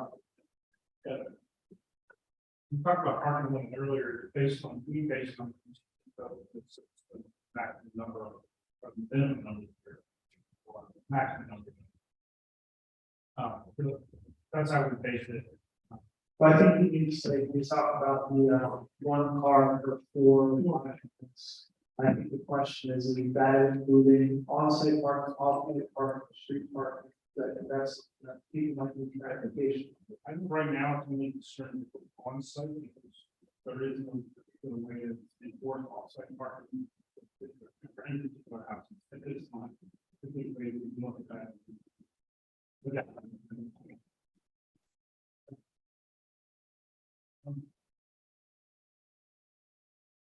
One general question, I assume Brigantine has a conflict of interest for everybody that serves on committees. You guys that get elected, et cetera, right? We have a conflict of interest in Wallasey. Well, it would be like, I'm a pharmacist, what's a pharmacist? So if something was going on about what the fees were going to be for pharmacy with Brigantine, and it was coming before my committee, I'd have to excuse myself. Is that the way it rolls? Mayor, I'd be open on that. It's your governing body, elected officials are governed by the local government ethics act. Council asked us to evaluate each member sitting up there based on what you do in your private lives, to determine if there was a conflict in this situation. And our legal opinion is that no one up there has a conflict in the situation, and you may all participate. Okay, so if you were on a committee, it's different than legal ad. Different rules. Correct. Okay. The governing body can make ad hoc meetings, interested parties. Right. Provide. And the other thing is totally awful. Chief of police here. You're the chief of police, right? I live on Ocean Avenue. And I'm a little concerned with Atlantic County coming in and changing Brigantine Boulevard. Quite frankly. And I get a little concerned right now with the speed of people going up that ocean. And so just a little heads up. Things are going to change next summer, for sure. At least half of this community needs something. And I think we ought to be concerned about Revere and Bayshore and Ocean, which would be where people would get. Okay, thank you, and good work on this, guys. I know how much it takes. Take the first bite, doesn't work. Fix it a second time. Thank you. Thank you, John.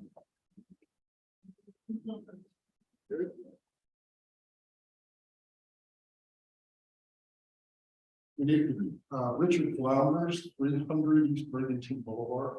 I just had a couple of concerns and some confusion about some of the language. You want an evidence of licensed decal prominently displayed according to the language. My concern with that is it's an invitation to the off-season. Anyone who wants to loot a house or perhaps somebody who's going to try to break in or live there, squatters of some kind, that identifies the place as not being a residence. So I'm wondering if you could consider not forcing renters or people who don't live here a full year to not post a decal advertising places in. The other question I had was about the tenant registry. So as I understand it, you want to register in the house that's available at any time with all of the people who are in the house, week after week after week. So everybody can see all of the renters' names and addresses and ages. Anybody, maybe paying people to come in and check the house, they can look through the book because it has to be accessible. I don't understand why you care about the names of people other than the licensed renter who signed the contract. I'm not sure why you care about my 6-year-old daughter, granddaughter. You need her name, her age, and her address. So I don't know why you have that as a requirement for the entire season. And it's accessible, so all of the 100 people that rent from you throughout the summer can see everybody else's name. Not sure why that would be. Just real question for our attorney. With registry, I know that it's available on the city upon request, but it doesn't have to be properly displayed, right? It's just something that is kept by the owner. Because I think the realtors do that now, and they check people onto the property. They check them in and they actually provide that each time there's checklists or run inspections. That may be the case, and if that's the case, I don't think that it is in the language. I think it states that it has to be immediately available to someone who is coming to the home. I believe it has to be available upon request, so our officers or our code enforcement requested, it has to be immediately available upon request. I think it has to be on premise. What's the alternative? If it has to be immediately available, then doesn't that indicate, if I live an hour away, if I live in Atlantic County, but I'm an hour away, I can't make it immediately available if I have it. So I just think, I think the language is a little confusing. I'm not sure whether that's what you wanted to accomplish with it. That's, I'd ask you to think about it. Occupants under 18 must be family members or under legal guardianship of the occupant. I believe that's the way the ordinance is written. So what I take that to mean is I will be in violation of the ordinance if I allow my 6-year-old granddaughter to be a friend. Because that person's not my family and I'm not that person's legal guardian. Well, if you are actually, if you're hosting your 6-year-old granddaughter and her friend, then you actually do become the legal guardian temporarily for that. What you do. Does the parent have to authorize me to be the legal guardian in that circumstance? Was part of that?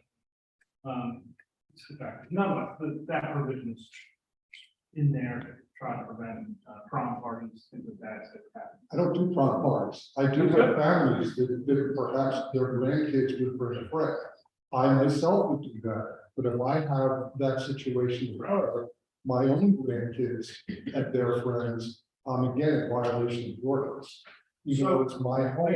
Thinking of the logistics of that, if you have the property and your 6-year-old granddaughter brings her 6-year-old friend, I'm not really sure what purpose the police department or a code enforcement person would have to even start asking the question why you have that person there. Like, there's no. I understand. For the, Then why have it in? unless they're playing music at 2 a.m. in the morning, which I doubt you're gonna allow the 6-year-old granddaughter to do. I just don't see it as an issue. Well, she uses headphones, but what I'm saying is, then why is it in?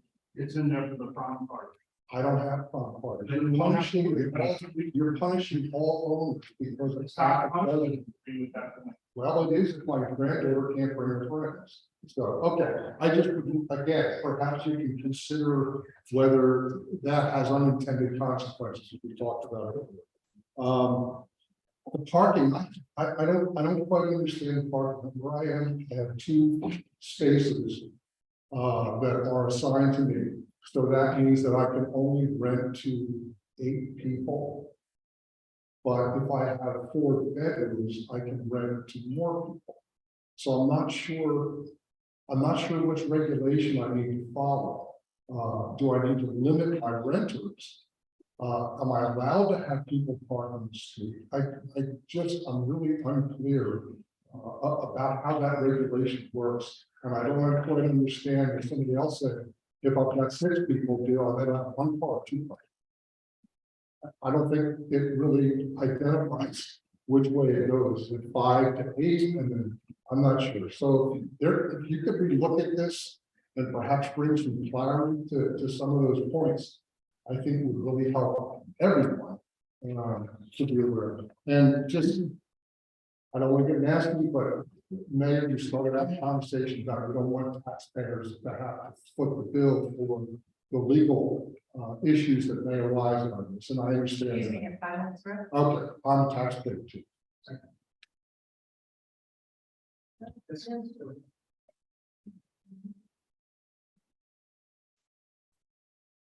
believe this is so, it's fine. You always take credit.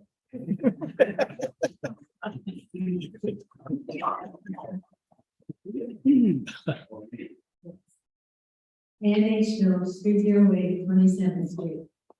I'd like to start at the beginning of the introduced ordinance. The purpose and all the whereas.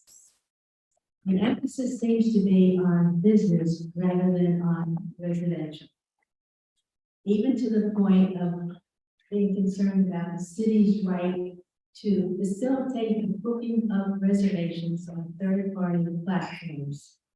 I think that, I don't think a municipality has either duty or a right to be so concerned. However, instead of saying and putting that emphasis on business rather than the residential issue here, say, whereas the city seeks to maintain its position as primarily a year-round residential community, and secondly, as a vacation destination, laws and enforcement so designed to maintain that position have to be strengthened and clearly defined.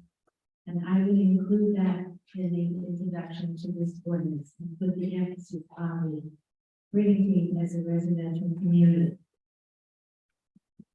I think a 2-day minimum is really making a mockery while addressing this issue. And as a result to residential neighborhoods. A minimum 1-week stay and enforcement makes sense and addresses all the problems that have followed the fact that we have now a per diem chaos available. I mean, existing.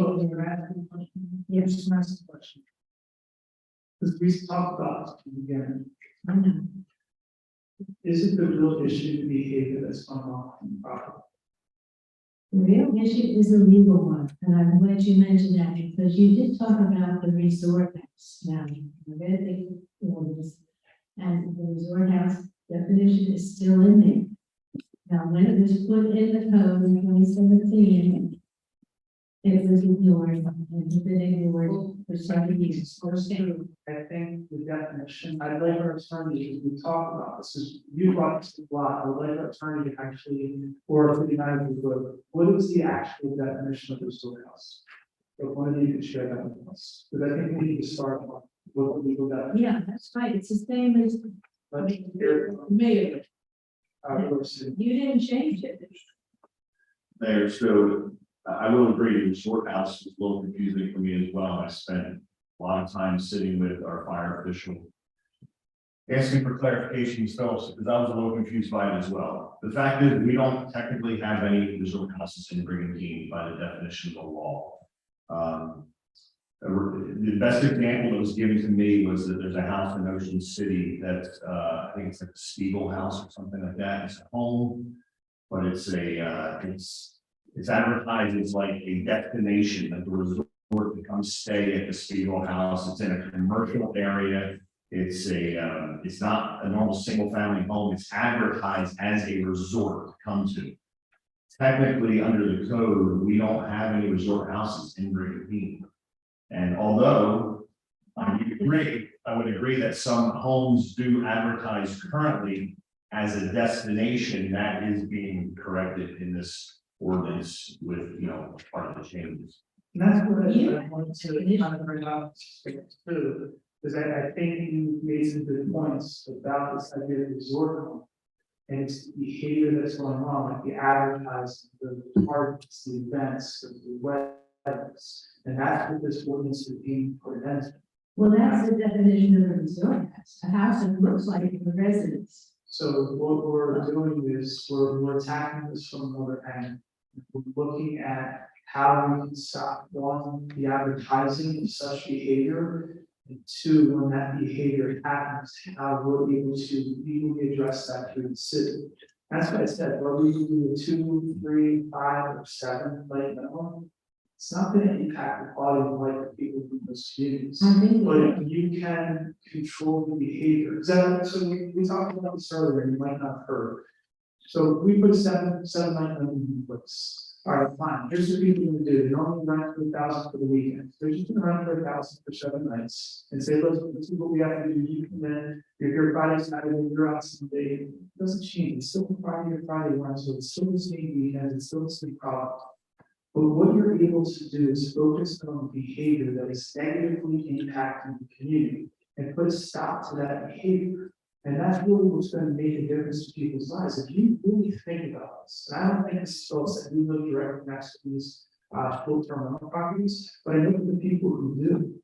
If you can put a stop to that behavior and they can enjoy their homes, they're not subjected to people yelling, screaming, actively running around. That's what's going to make a difference. So, and that's why I said, I know the people are really hung up on this idea that we had a longer night minimum, we change it.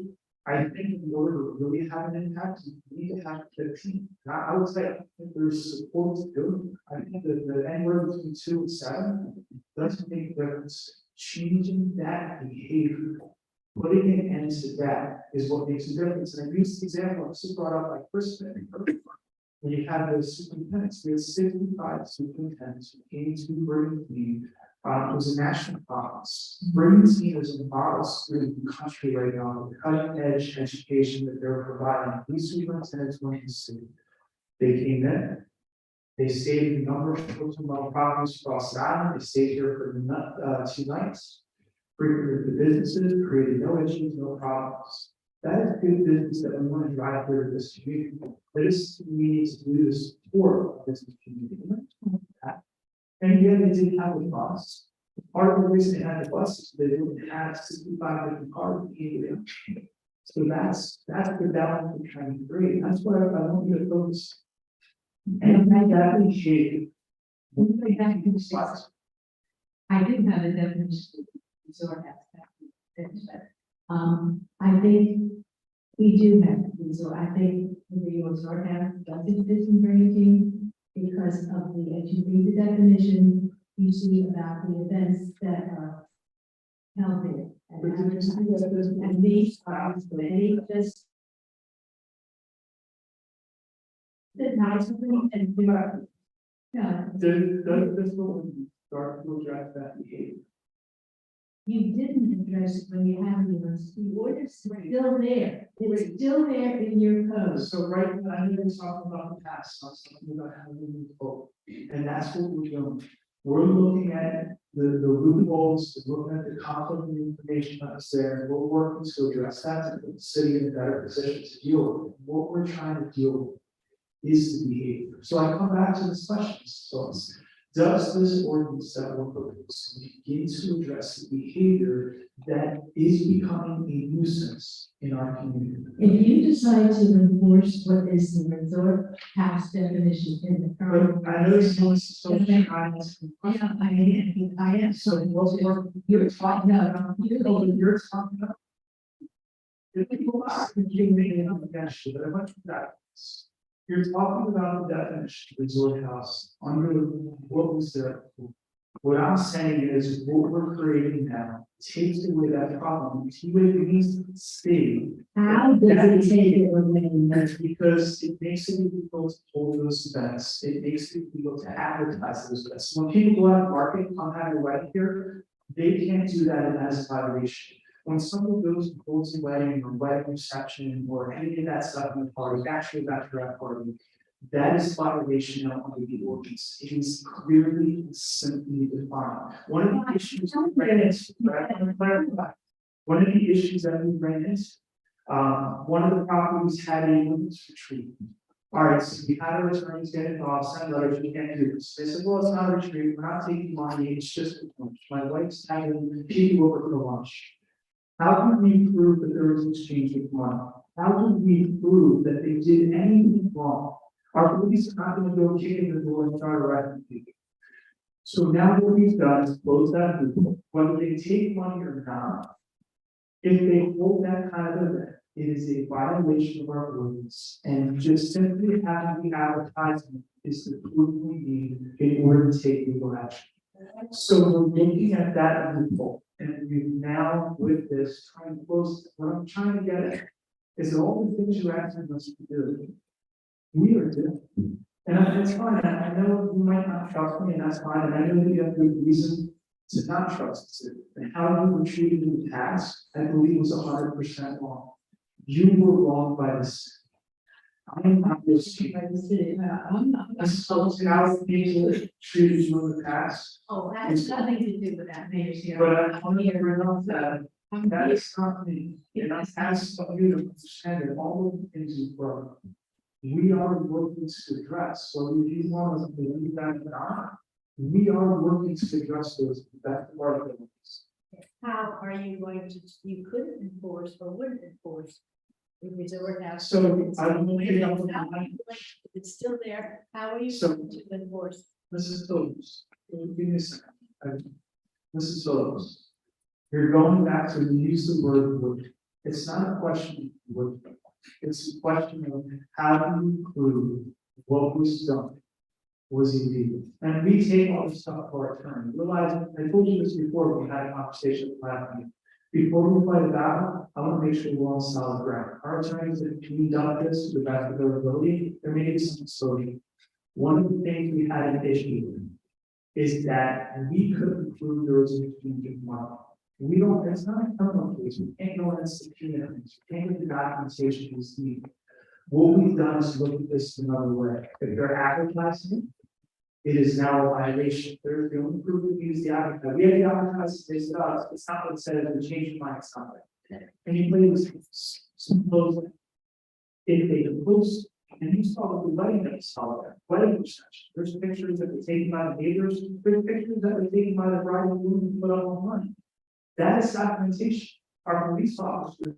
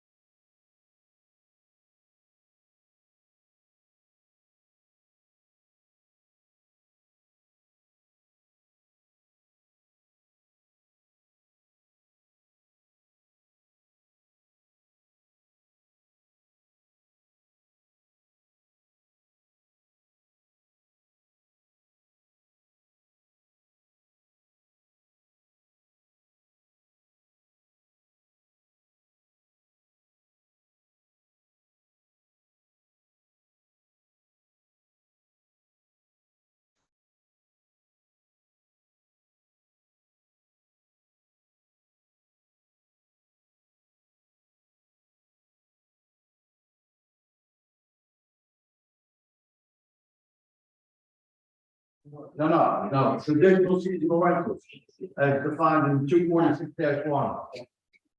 Look at, Okay. David, you're more likely to have people come in to use a property as a rental house. You want to encourage them, you're going to do that by having a 1 week in.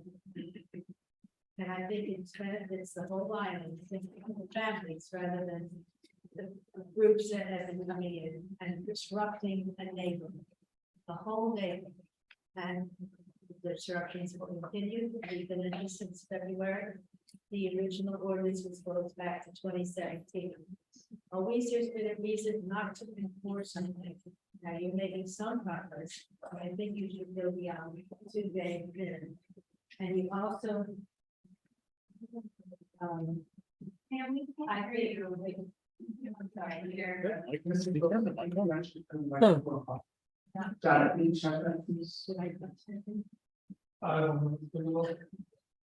Hello? Yes,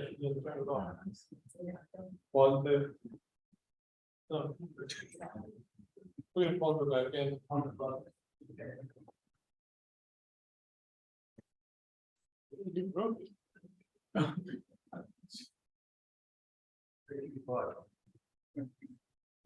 One, two.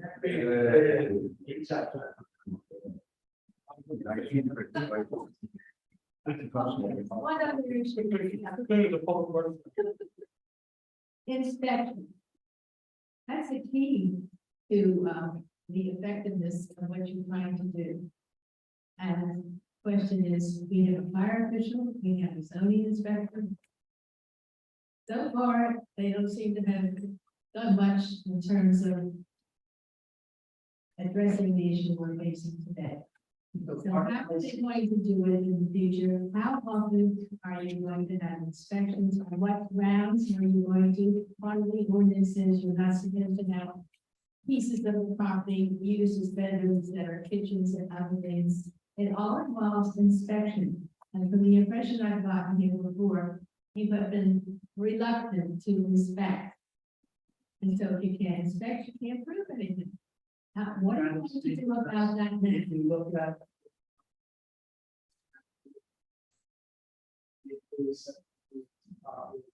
Right, so subtraction will be part of this, and enforcement will be part of this. Part of the reason is that we didn't have the proper staffing.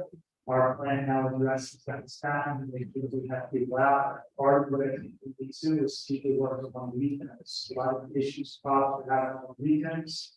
We people and our sectors that are able to go out and address these issues. Also, 5 minutes, Rob, sorry, I'm fine, okay, one more thing. There are 3 categories of rentals. One of which is the resort house. Now, when people come in to get, have an application of the license, what are they admitting to as the term of rental they're going to be having? One of them is listed, and now has a resort house. If somebody has a resort house, are they going to admit it? Plug the mic again.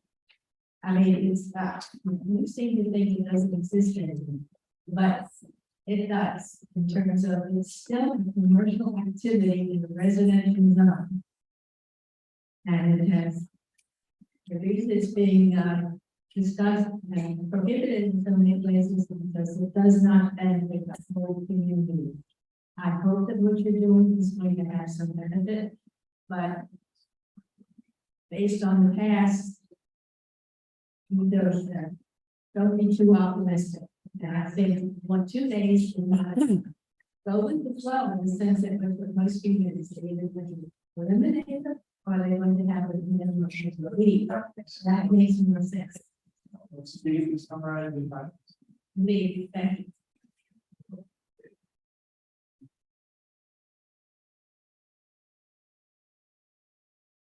Hi, my name is Stephen Baker and I'm 311 21st Street.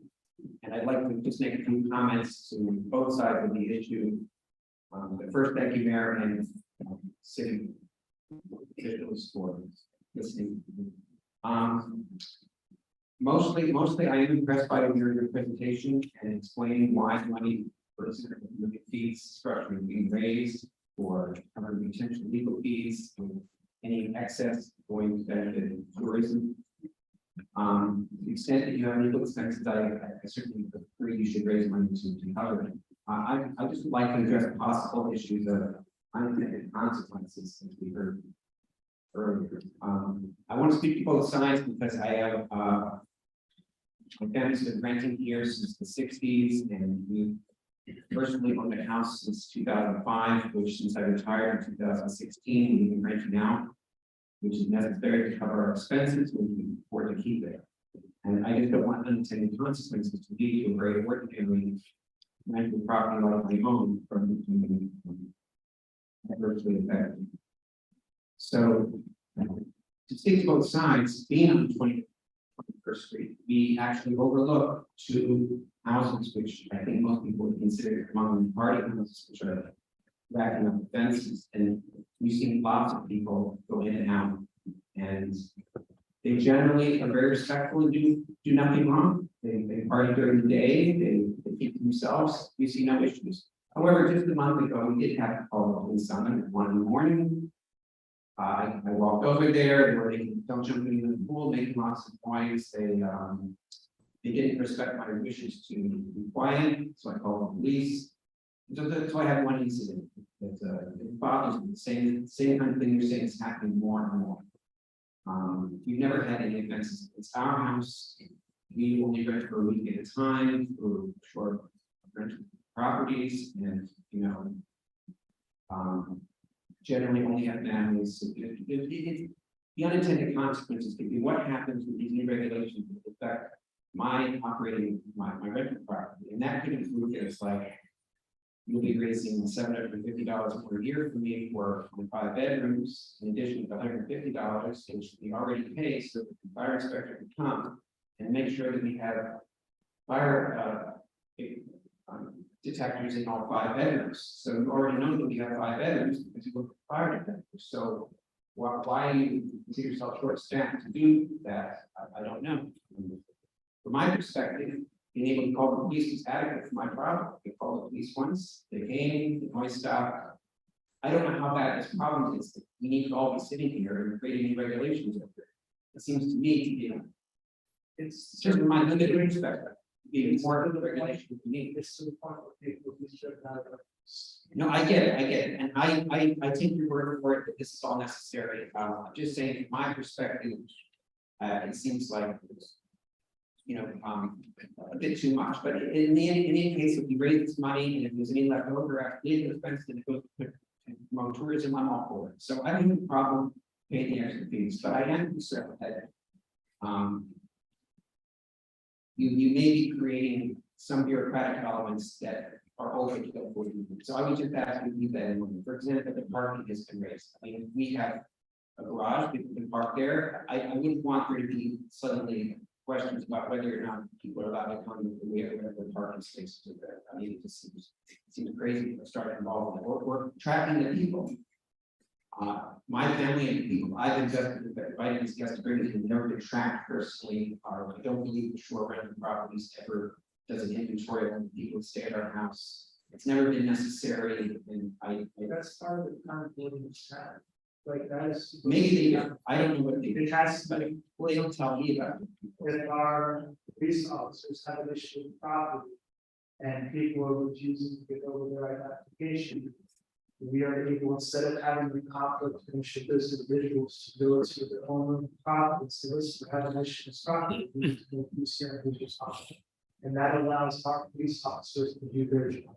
No, it's fine. We get it, and it's the extent that we perhaps even need to extend these things just to address these issues effectively, so that problem properties can be shut down or better managed. I don't actually have a problem with these properties for overlook. I do think though that they could become problems, and if they get more too many strikes against them, that would be a great way of solving. But I think that there are a vast and overwhelming number of property owners who are not problems like myself that do not want to be picked on for it. You say that the short-term rental industry should pay for this problem, but I mean, it's not a problem that I created, so, you know, I'll be funding it, and it's not like I'm part of the problem, any more than any other routines. So, you know, it's not, you shouldn't say necessarily that this industry is responsible for it. But, you know, it's not specific, but the industry is responsible. I'm not putting this, I'm not putting, so we talk about, 560,000.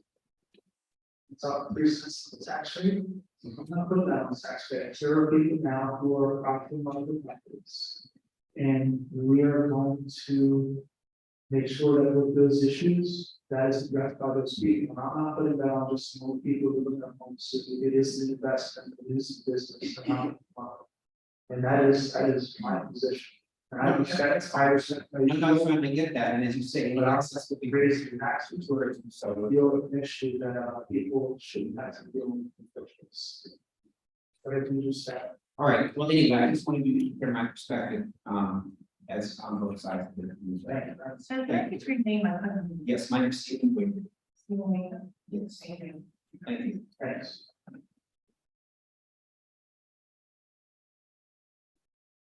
Hi, council. I'm Kathy Adams, student to 8th Street North. Just a couple things. One is on the parking. So if I have 2 dedicated parking spots at my own place, but I don't have occupancy for 8, I feel like I should be able to advertise and have 2 off-street parking spots because they're mine. So I do have an issue with just saying 1 parking spot for every 4 people. Another thing is large groups. I don't really rent large groups, but when you're talking about the superintendents, that's a large group of people, superintendents. They stayed in separate properties, even though they were here for the event. They weren't, the event was being hosted, so these large group events, these events were being hosted in the province. Right. So that's kind of the difference. But suppose I had 3 superintendents staying at my house, right? So your occupancy, I don't think anybody would have an issue to having 3 people sit in your house who are using it kind of like a hotel and not like a special event center. Okay. The list of occupants, I think that's kind of overreach. I don't, a lot That's of. current in our ordinance, and it's something that is necessary that we get into who's that. Well, I know it's for ordinance for annual rentals, but I don't believe it's in proportion. Oh, that's correct. Is it a normal? I don't know if I'm now. All right, so we'll double check. that. Yeah. I would need to do this. Okay, thank you. Thanks for all your work. Next time. Appreciate it. All right, for some more public comment, we'll close the public portion. We'll get into our meeting, you know, we've had a couple of presenters, they've been very patiently waiting. Give me 1 second. All right, so we have the resolution. All right, resolution 2023-186, and this is resolution of the city of Brigantine supporting a community solar project in the municipality. There's a motion second. All right, the motion second, next one, the speed ones. Mayor, Jeanette Casper is chairperson, Brigantine Farm Market for 10 minutes. Thank you so much. Can I speak about or is my desk? Okay. And that's one of the drugs, the people here as well, and the people at home as well. So I will speak without having a lot today. I'm going to put in the notes. So first of all, thanks everyone, mayor and deputy mayor, council, police, fire, administration for your support. Always, Brigantine and farmers market could not do what we do without your support every day. Really. So I do appreciate your help, and I want to talk about the community solar program first and what that is. So community solar, this specific project that we're approving hopefully today is solar panels that are installed in a desolate area. It's a ground space in Bridgeton, Millville area, and they're installing solar panels on top of abandoned warehouses and, you know, dead space in that area. Hopefully it'll be revived at some point, but for now we're using the rooftops. And these solar panels will send electricity directly to Atlantic City Electric. And Brigantine residents are attached to this project. So what that means is any member of the community of Brigantine who's a resident, homeowner, and needs electric here in Atlantic County can sign up and be part of that program. What the benefits are, to members who would enroll, they will receive a 25% discount on solar credits that are allocated to their bill. This is ideal for people that live in condos, people who are in Dolphin Cove, Coquille Beach, and anyone who lives in there who doesn't have the roof rights, who can't use their own solar if they want solar energy. This is ideal for people who maybe can't pass a credit check for solar panels, but are interested in the technology.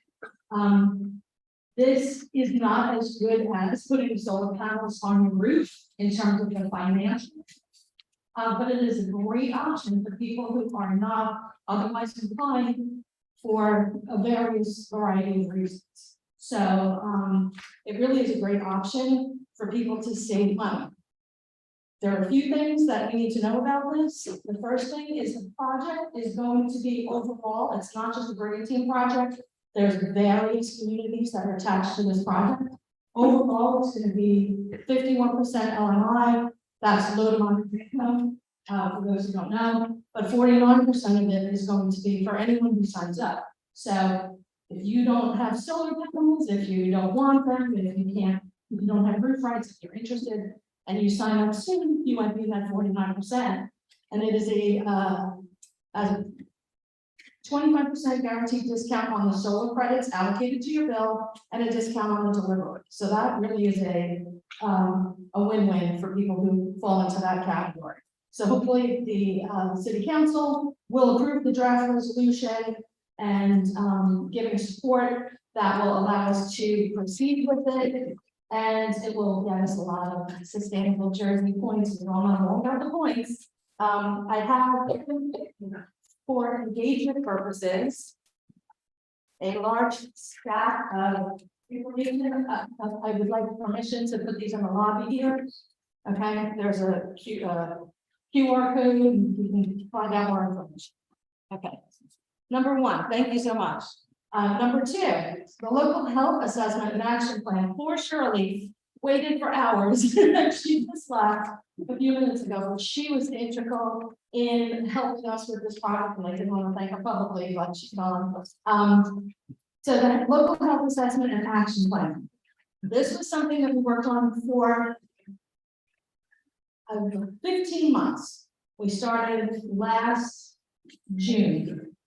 So it takes about 15 months. And what we have done as a Brigantine is we have completed a health assessment on our beautiful community. And this health assessment, we got over 400 responses from surveys that we sent out electronically, that we handed out in person. You may have seen us counting people at the farmer's market at the entry table to complete a survey. We have lots of data from our community to do a health assessment to identify the strengths and the weaknesses in terms of the health of the community. And that is, the health is access to things like transportation, access to medical providers, if you feel safe in the community, walking, bicycling. And the good news is for a super healthy community, that's a great thing. But we're also able to identify our vulnerabilities. And we'll work on those vulnerabilities. So that was really a great thing to collect that data. Part of this was also collecting super interesting demographic results. Countless hours of research was done doing this. And I just want to point out a few of the super interesting statistics about Brigantine. The number one thing that I want to point out is that 30.6% of our full-time residents, because we can only base the data because we are a resort community. I don't know if I want to use the word resort. the demographics here, so we can only base the data on full-time residents because that's the census data that we have. So, 30.6% of our full-time residents are over the age of 65 years old. So that was really helpful in us determining our vulnerable population. Some other communities have other populations that have been more vulnerable populations. For us, it is our 65 and older population. 13.6% of full-time Brigantine residents are identifying as disabled.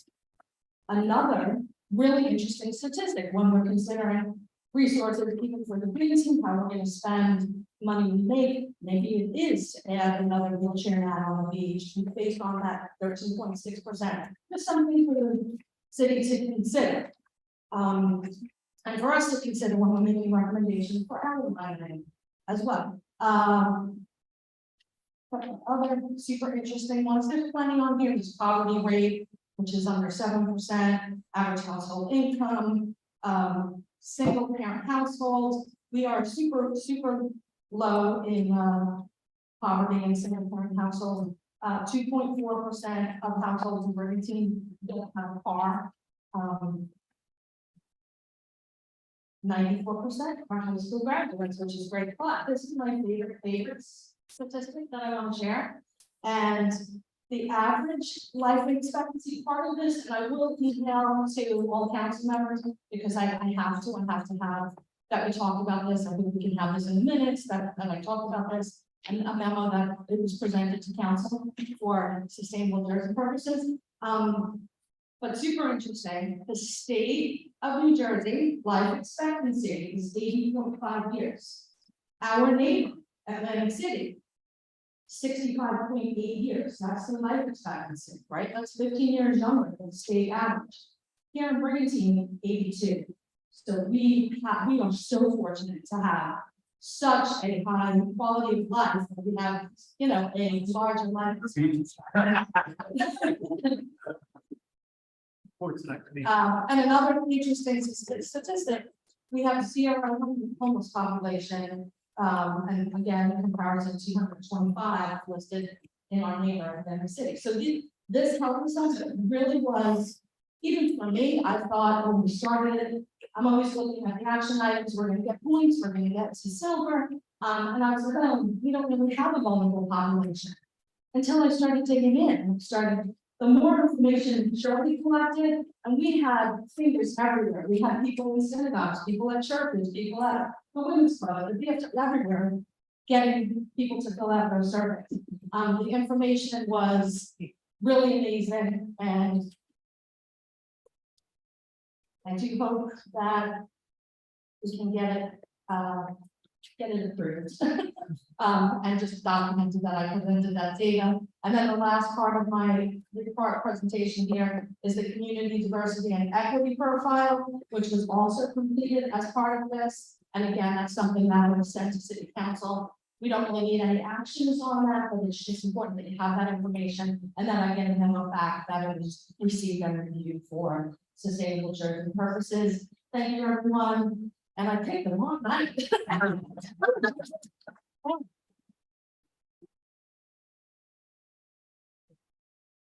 And thank you for everything to do for us. And Shirley, and Judy is here. It's been a really thank you to everything you do with the green team, sustainable New Jersey, to the farmers market. I'd say that probably your creative work here is probably 10 times all the rest of the building. It's very much appreciated and we thank a lot of our Thanks. good stuff. So if there's no other questions from council, we have open. You? Yes. Terry? Yes. Amy? Yes. Salutri? Yes. Amy? Yes. Reardon? Yes. Mayor Sarah? Yes. Motion carried. Thank you. All right, next up, we have resolution 2023-187, and this is the governing body certification of the annual audit. We have a motion and second. Second.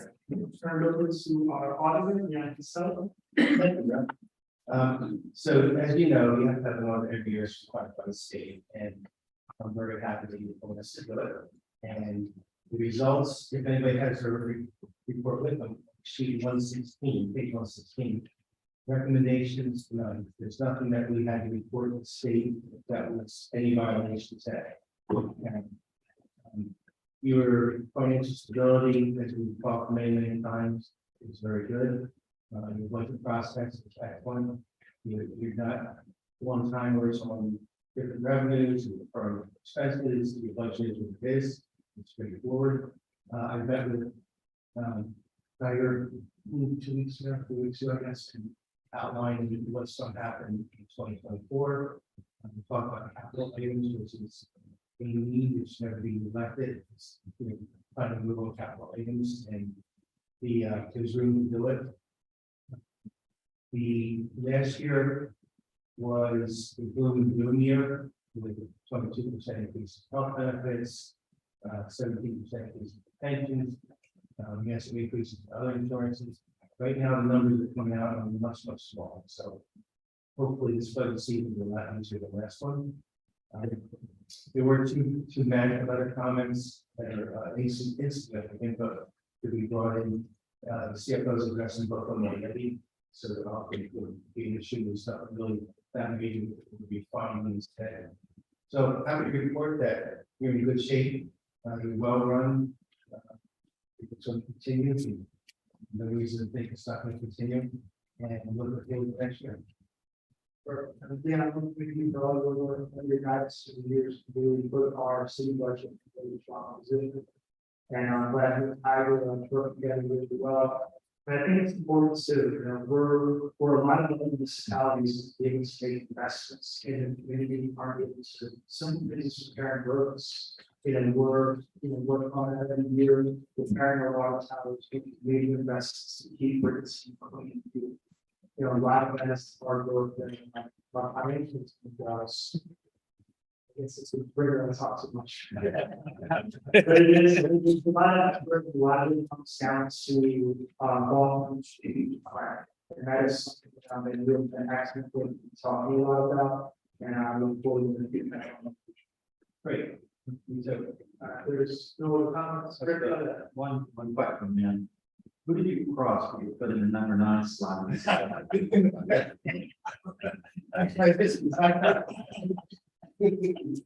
feel that since we did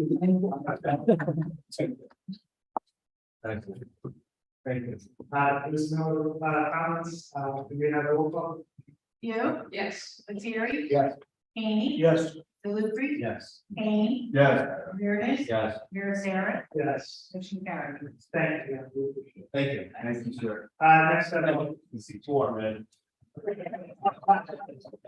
Well, so in ordinance from 2023, this is the adoption, this is, an ordinance for adoption of a floodplain management regulations of the city of Brigantine, ordinance by the mayor and council amending the city of Brigantine code of ordinance for the repeal of chapter 181 to adopt a new chapter 181 flood damage prevention ordinance, to adopt flood hazard maps, to designate a floodplain administrator, and providing for severability and effectiveness. We have a motion second.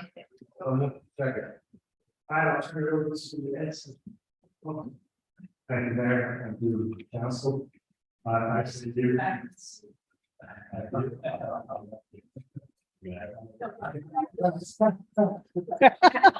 For those who don't know, Essence is our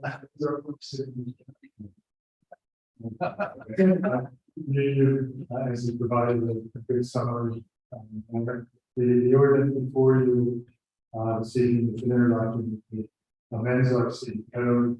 We placed it to chapter 181, the flood damage prevention ordinance, with the new flood damage prevention ordinance.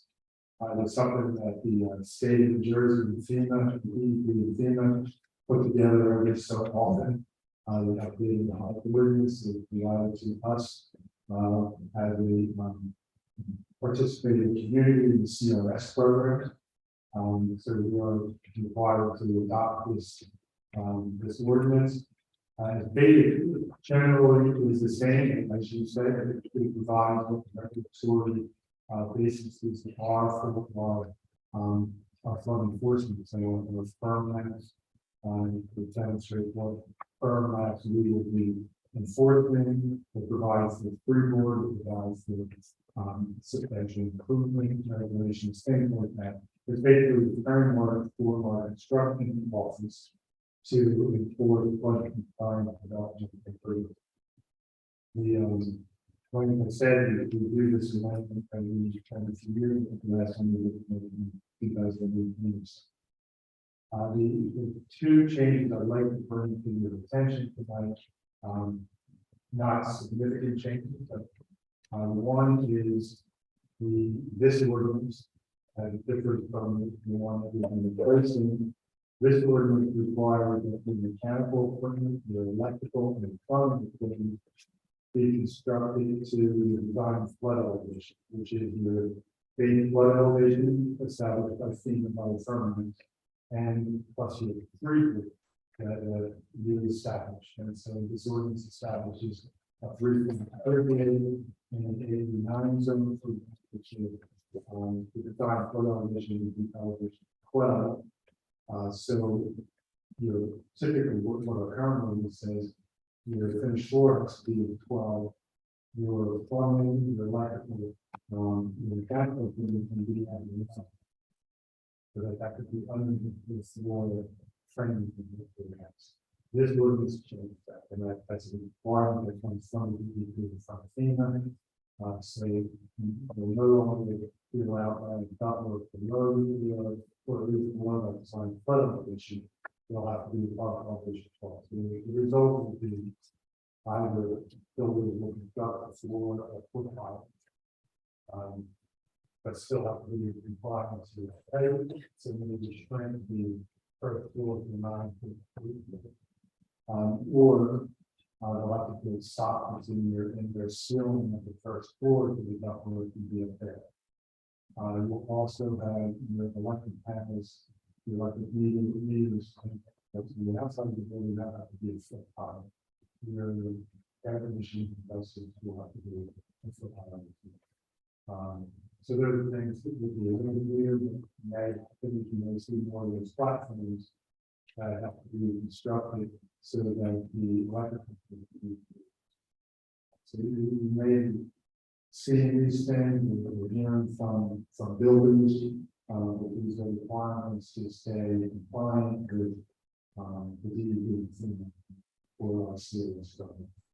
The other item is the requirement for floodplain development permit. So this comes to the construction office, and it begins to actually start permitting and enforcing permit. The ordinary maintenance is the definition that we use. We were able to get that clarified to hopefully minimize this. Currently, the UCC does not require permitting the construction office to permit siding, window replacement, roof replacement, things like that. We like municipalities through this floodplain development to at least permit that, so that we can track the cost of those improvements, so that can be applied to substantial improvements and the regulations that apply to substantial improvements. We were able to clarify in the clarification of the FEMA, kind of give some discretion to the construction office, which we're still actually trying to look at. A lot of that has to do with the personnel, the available time for the county personnel to be able to stay on top of that. So we're still feeling one of the 32 changes, and we just want to bring to your attention. And this is we'll bring this back. We'll keep it in compliance for the student. And I really want to go and thank you for summary of this. I think it was really good information, but I also thank you for all the work from Sweden back and forth with the state of New Jersey for years now on this. Between Ed Stinson, Jim Rotella. We started this process with Senator Brown. We continue this process with Senator Palestina. This has been a long process back and forth with the state of New Jersey in order to get a regulation ordinance that we can agree on. Some of the regulations the state wanted to put in place just did not make sense for Brigantine, let alone most of the municipalities in New Jersey. I know that Ed worked very hard, Jim Rotella, to get us to a position where we could come to an agreement with the DEP. And I don't know if we've ever thought the DEP, sometimes that's not easy task. Our relationship, though, probably over the past few years has gotten much better with the DEP, and we've been able to work with them a lot more. And Senator Palestina was able to orchestrate overnight meeting about this during capital run, where they actually, usually everybody's got to see that. Deputy directors, their staff actually came down here to meet with us and in that to meet with a number of municipalities they call holdouts on the sports. What's funny, sometimes we sit down and we just have a conversation, they recognize some of the things that were going on, although they fit into their agenda. Did not work in the practical world, and we were willing to work with us, and we were finally in a position of where we can introduce this and hopefully support this amendment because it is in a position to accept for our community. So thank you for all your efforts for continuing to educate all of us. Thank you. There's no questions or comments from council. Thanks, Ed. We have a roll call.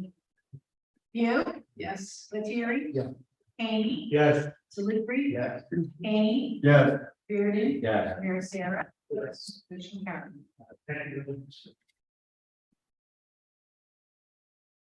Next up, we have ordinance number 13 in 2023. This is the introduction to this amendment chapter 210 37 article 2 of the code as to the gates to fees. We have a motion second. Second. Questions or comments? Seeing none, we have roll call. You? Yes. Lettieri? Yes. Hany? Yes. Delivery? Yeah. Hany? Yes. Bearden? Yeah. Mayor Sarah? Yes. Ordinance number 14, 2023. This is the introduction. And this is important to the city of Brigantine, County of Kent, state of New Jersey, amending the city code of the city of Brigantine. So as to amend chapter 246, entitled rental property. We have a motion second. Don't move. Second. Questions or comments? Yeah, one, just first I'm hearing about this, and what is that? Well, great, that'll be a public hearing next week. If there's no further questions, we have roll call. You? Yes. Lettieri? Yes. Hany? Yes. Delivery? Yeah. Hany? Yes. Bearden? Yes. Mayor Sarah? Throwing with thank the community for the patience that we're going through this process. And as I said, this is a good beginning point, and it's been a good opportunity to open doors, talk to people, to meet some people, try to improve our community. So thank everybody for their patience. I really like Motion carried. Resolutions 2023 that 188, and this is a resolution by the city of Brigantine, New Jersey, authorizing the award of contracts with Barbara Consulting LLC for information technology services to Brigantine, New Jersey. This is the amount of $4,200 per month for annually for 36 months. We have a motion second. I'll make that. Questions or comments? Seeing none, we have roll call. You? Yes. Lettieri? Yes. Hany? Yes. Delivery? Yes.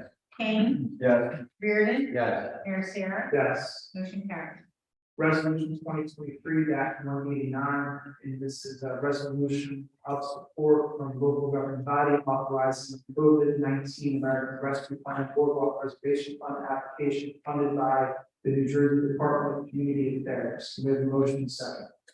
I'll make that motion. So one of the things we're looking at is applying for grant, and Senator Paul Stevens was able to work with the governor to come up with grant money to extend, expand, and repair the boardwalks, promenades. We're looking at our promenade down to the seawall, and we will be applying for that. One, we're going to be working with the county to repair, the current problem that is there, and also to do an extension of the seawall, and go through those funds as well. We'll extend that another 275 feet north, all the way up to the Corvette entrance, to add some protection to those homes that were constructed after the problem line was built. We had a motion second, comments from council? I'll move that over. Second. Roll call. Yeah. Okay. You? Yes. Lettieri? Yes. Haney? Yes. Delivery? Yes. Kane? Yes. Reardon? Yes. Sarah? Yes. Motion carried. Resolution 2023-90, and this is a resolution by the city of Brigantine, New Jersey, authorizing the award of contract to Spatial Data Logic LLC, building code enforcement fire prevention office, land use software and installation. And this is an amount, not to exceed $50,100. The motion second. I'll make them. So part of this is we talk about the program and stuff that we need here in the city to start to better track short-term rental properties, what's going on. We're gonna have this in place, and this is gonna give us a better opportunity to have better documentation, better data, and also be able to see if people have open permits, what's going on with different properties. So I am very happy to move forward. Any questions or comments from council? Seeing none, we have roll call. You? Yes. Lettieri? Yeah. Haney? Yes. Delivery? Yeah. Kane? Yes. Reardon? Yes. Sarah? I'm gonna ask one question, I think it needs clarification. So it says not to exceed 50,100, that's for this year, but there is a fee for this for every year, correct? That's correct. That is the fee for this year, which includes The migration. the migration from other platforms into this platform. But there is an annual cost. So I just want to make sure, you know, that we all. All right, so I vote yes. Motion carried. Resolution 2023-191, this is the registration fee refund, then voting second. Questions or comments? Seeing none, we have roll call. You? Yes. Lettieri? Yes. Haney? Yes. Delivery? Yeah. Kane? Yes. Reardon? Yes. Sarah? Yes. Motion carried. Resolution 2023-192, this is a special event permit refund, we have a motion second. I'll make that motion. Questions or comments? Seeing none, we have roll call. You? Yes. Lettieri? Yes. Haney? Yes. Delivery? Yeah. Kane? Yes. Reardon? Yes. Sarah? Yes. Motion carried. We have our consent agenda. On the agenda is the Brigantine Republic Club Halloween Parade, arts block party request, and the American Legion fundraising request. We have Mike has one more add. Oh, yes, and the second annual Brigantine Columbus Day Parade on this Sunday at noon, starting at the American Legion. We have a motion second. I'll make that motion. Second. Questions, comments? Seeing none, we have roll call. You? Yes. Lettieri? Yes. Haney? Yes. Delivery? Yes. Kane? Yes. Reardon? Yes. Sarah? Yes. Motion carried. And so we have a council manager committee discussions. 5 minutes reports. No. To our department heads and chiefs. Reports. Third over, deputy mayor. I know everyone's me right at the top. No, it's me. Congratulations again to Glenn Robbins and his staff at the school for hosting the days that was attended by over 60 school administrators from all over the country. It was an honor to be invited to participate in the welcome session at our community school. I can't say enough about how cool it was to have the entire school out on the front steps to welcome the visitors as they arrived on their bus on Monday morning for a full day of activities at the school around the island. Yesterday, I accompanied the group for a tour of ACIT's campus and also the Aviation Research Center. If you haven't been to either of these facilities, I highly recommend you arranging a tour to see what awesome experiences are available to our students in Atlantic County. This event is a result of the school staff working with our Chamber of Commerce to ensure that these folks have the best experience possible. Their meals were provided by our local restaurants. They had an event at the Links. They received gift bags with trinkets from our businesses, and they stayed in several short-term rental properties in the islands.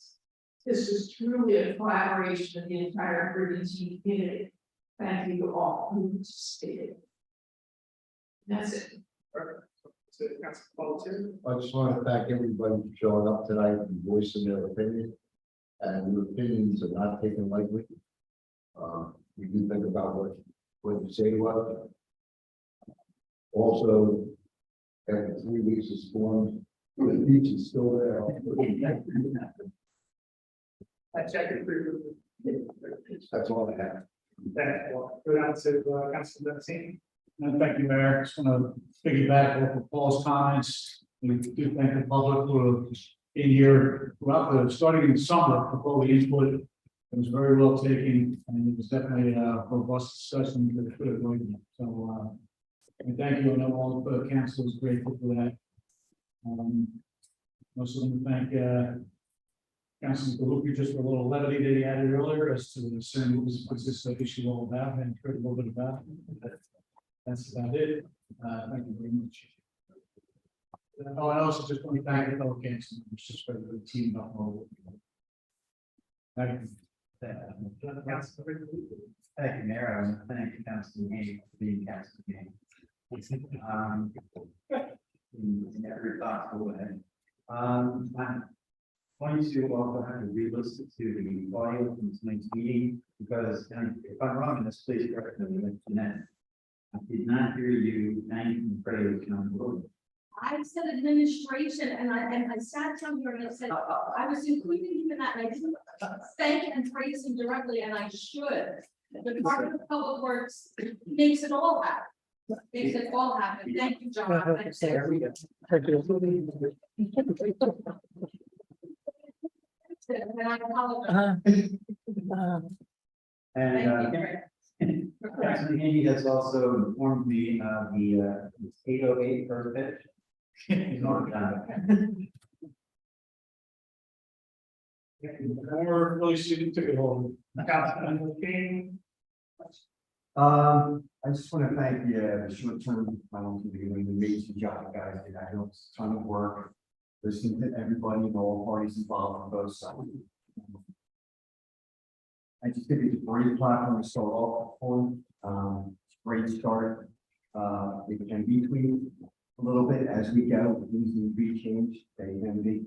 And any changes will be made in the future. And continue to listen to everybody and make changes that need. So I just want to thank the committee for all of them.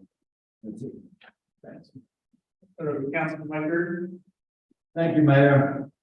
As usual, I want to thank everybody for coming out tonight. It's hung in here, and especially people who have been coming for a long, long time. I feel we'll finally get to some point where we'll just make a difference and we'll, been fabulous. So thank you. I apologize. Nobody else. Other than that, I just want to say, I want to thank the Chamber of Commerce for all they've been doing. They had a great tailgate party on the beach, 38 Eagles. Exciting win last week. This weekend, we have a bonfire. It's actually family reunion weekend, promoted by the Chamber, sponsored by the Chamber of Commerce. Friday night, one down Friday, a lot of different things going on at the different restaurants. And then Saturday night, we have a bonfire at 26th Street from 6 to 8 p.m. With live music, not too loud, 8 p.m. And then Sunday, we'll cap it off with the Columbus Day Parade, starting down at the American Legion, coming up Brigantine in Midtown, finishing up somewhere around the liquor store on Gracie one, whatever your preference is. Other than that, I wanted to say the Economic Development Committee will be meeting this next week. Cultural Arts Commission is still continuing to work and plan for future events. If you get a chance, get down to see the Brigantine Ram football team this year. They're probably they have a good chance to win the championship of the Kids League. And they have some good games coming up against Upper Township and Northfield. That's the biggest competition this year. So if you can get down there, you see the advertising in the paper. you'll see some good football down there, local good football, so that's it. Thank you. And as always, any problems, any questions, my number's on the front page of the Brigantine Times at the bottom. You feel free to call me anytime. Thank you. Start calling in for 3 in the morning. I just want to give a quick update, and we've been here for a long time. I do appreciate it, those patients. Want to give an update on the Conoco station. Basically, the owners, as we said in the last meeting, is not responsible, it's not properly addressing issues at the Conoco station. We're concerned that there might be some environmental issues with the gas tank over there. And we want to make sure that there are no issues, and there are issues to be properly addressed. We've engaged with Senator Palestino's office. He has put us in contact with representatives from the New Jersey Department of Environmental Protection. They are now addressing those issues with the tanks, with the owner. They're going to give us some more information to move through that process. I know some people asking why the city doesn't just get it or goes on to take it. That's what the owner wants. If we take possession of it, we also take possession of the properties. This is why we got the Department of Environmental Protection involved. We had the broader powers than we do. And we want to make sure we're getting the right people involved in that situation. As I said, we have some investors that are very interested in that property. So once everything's remediated, we have people who are ready to take it on. Hopefully, so we're just seeking that update, so we have information. We'll be sure we got the follow. That being said, we're going to open it up to public comment. We've got to have a public comment. Anybody wish to be heard, please station the name for the record. Evening, Richard Becker, 1313 Avenue. I've been here before, at the beginning of the summer. I do have one question about the rent.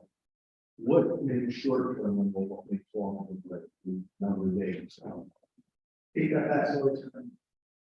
Or so you have work. I don't stand with her in here. I just to take back to this. Yeah, 30 days. 30 days. Yeah. Or long term? No, I don't know. Just curious. I was here in May, the beginning of the summer, rest of the town on the beach house barn grill. I was told that the managing person here would be hold me and let me know. They never did hear from Mayor, you said You said you never spoken to see that? not the first one, the one. Then Tiger took over and I had. Oh, I was confused, if you're talking about what you city manager. Not Tiger. I'll get to Tiger later. Okay.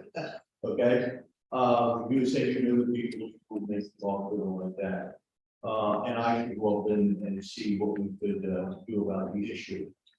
I went out and basically, I was laying with the religious scholar and had no intention of doing anything they weren't intended to do what they want to do. So I'm here tonight to address all the other issues. I went back to the agreement the planning board did for us at that time. And it became apparent to me that there is a lot of issues that are going on there that aren't being addressed at this point. Had I had my view, I probably would never have done this. My view was taken away from me. And when it came down to them telling me I should go to the 10 people that put those up to see what they can do, I knew that it was a joke at that. At this point, there's issues that are not to be at servers on the outside. All the serving is supposed to be done inside, and there's serving done on the outside of that premises in the beach area. They are not to have bars in the beach area. Now there's 2 bars, and one of them is right in my view at this point. I won't bore you with all of them. I'm supposed to have a no parking sign put in front of my house so that there is no parking. It's not there. So I didn't see that in the planning board resolutions from this time period. Where they take time to go get, or I was, if you could get a copy of the manager, the city. well, they have a copy of all this. Yeah, so I have the manager to do it, we need to do a lot of work. Okay. So it's an issue, we just have the manager, we need to do that work. Well, no, I thought that they were supposed to do it, that's, but I don't. I think parking signs, I would imagine all the public works, just so we have. It's supposed to be painted on the street. As an ordinance. Pass the ordinance first. Okay. All right, so we'll see that, but that's something we'll see. It's in this,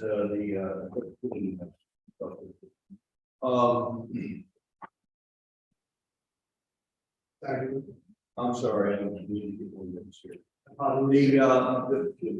The bandstand, which was allowed to be there, there's a sign there, but it had no roof for covering. It has a permanent covering on it now.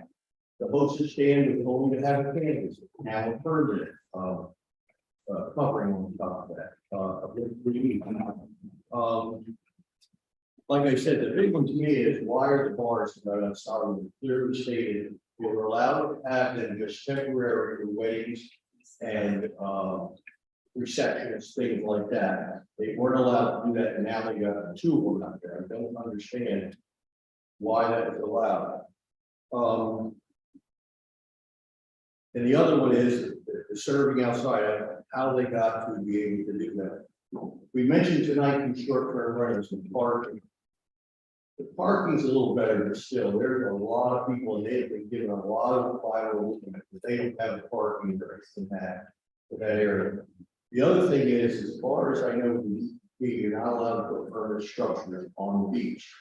And those tents are a permanent structure. They will have concrete out there, and then the steel never comes They in. actually have ACWA approvals. So that, They have ACWA approvals, which I believe is issued by the DEP. so they have the rule with Not in the city, so the complaints that you're raising.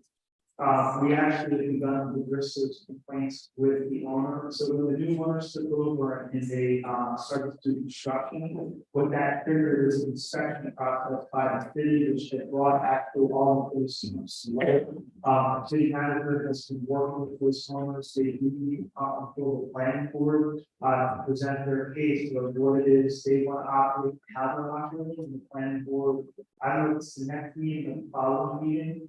But they will have to notify the public when they come before the board, which is what we requested them to do. So all the things you're bringing up at the time of their construction, we became aware of those issues, and we've already started that process. So you're aware of all these items on. So our inspectors have let us know that those issues we were bringing up, we're asking them to come back for the planning board for site plan review, because how that basis is operating, I guess is not consistent with what was approved. Now, what's confusing is they do a 5-year approval process to the capital. They have that approval at the state level and did not understand that they need also the approval at the local level. So we're working on that now to address those issues. In the state level, the firm instructs, my understanding is what they presented to us, was they have the appropriate capital approvals to have that out there. So that'll all be handled at the planning board. They'll have to bring and show us those approvals. And we're addressing those issues. So honestly, before we even brought it up, we started that process. So we became aware of the construction phase. And is the state given their approval for the rules that they would clearly hear and what not? I don't have specifics other than they have their capital approvals for their current operation layout, but that's that they would need to present for the plan. So they have not presented that, and that would be the appropriate board to oversee and hear that and determine whether it's not, whether or not it's consistent with what they should do. And then you brought up the subject, we need notices. I have not received notice. First, I heard they sent out some way in the beginning of the summer. You can't send it, you have to send it to move the. If there's anything out, we can, it would not be the best. So I believe that that might have been for the construction, now, but they have not come before the planning board, right? But one of the things that was discussed in the meeting is that as part of the process, they have to be proper noticing, and if they haven't properly noticed, it can't be heard before the board. And is the notice coming from the city or from It the? comes from them. Certified. Yeah, certified by from the. Yeah. Well, I don't live in a very, it's just some point, so they'll be sending it to where you said like Passville. Yeah, so our attorney said, yes, I'm a little bit. Passville city, so I want to make sure. think it's not gonna be very helpful, but I asked him, and he said he would get back to me, he haven't got back to me yet. Who I would go through which follows, so are you telling me the planning board at the next meeting is the ones I need to address? So they haven't noticed, but they have to notice, and No, those. no, I'm talking about, I need someone that I can talk to and go over this, and you can say to me, Rich, you're crazy, or Rich, yes, that's definitely in there. Who do I do that? I'm gonna take those, your attorney retired, so I don't have. And so, the couple times we have spoken, I informed you that your best avenue to get this message across is to attend the planning board meeting, which, again, I don't believe, when I talked to the planning board secretary, they have not, applied to be on the next meeting. But you will be notified, and because I told you they should be on the October meeting, but they may push it to November, so that's going to be your best avenue. And the last time we spoke, I believe that's what I had referred to. So there's nobody in the city, it's just the planning. The planning board's going to be the one to be able to address those issues going forward. You know, And what they're going to allow them to. Okay, and the planning board is the one that enforces this? What they're not doing? That's what I'm trying to get, who enforces what they're not doing? Would that be, Mark? They need to come to the planning board first. And once, and assuming it's approved, then code enforcement will enforce it out. They need to come to the planning board.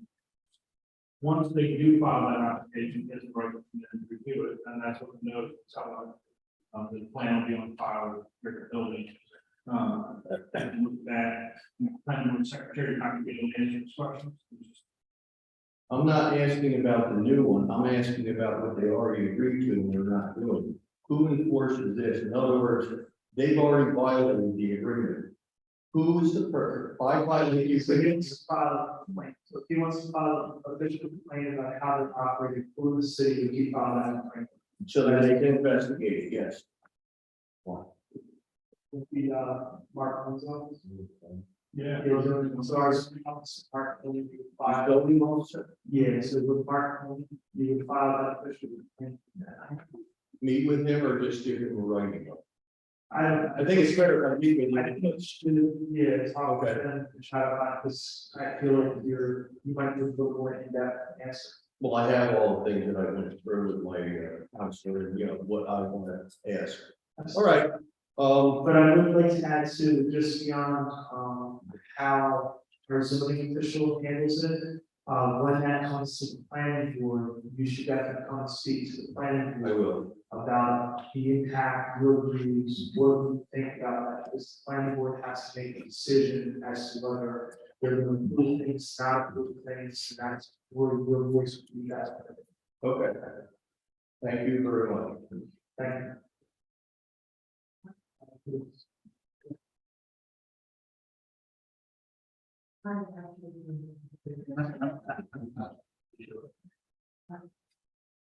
Is that the regular number for Brigantine and Stone Wall?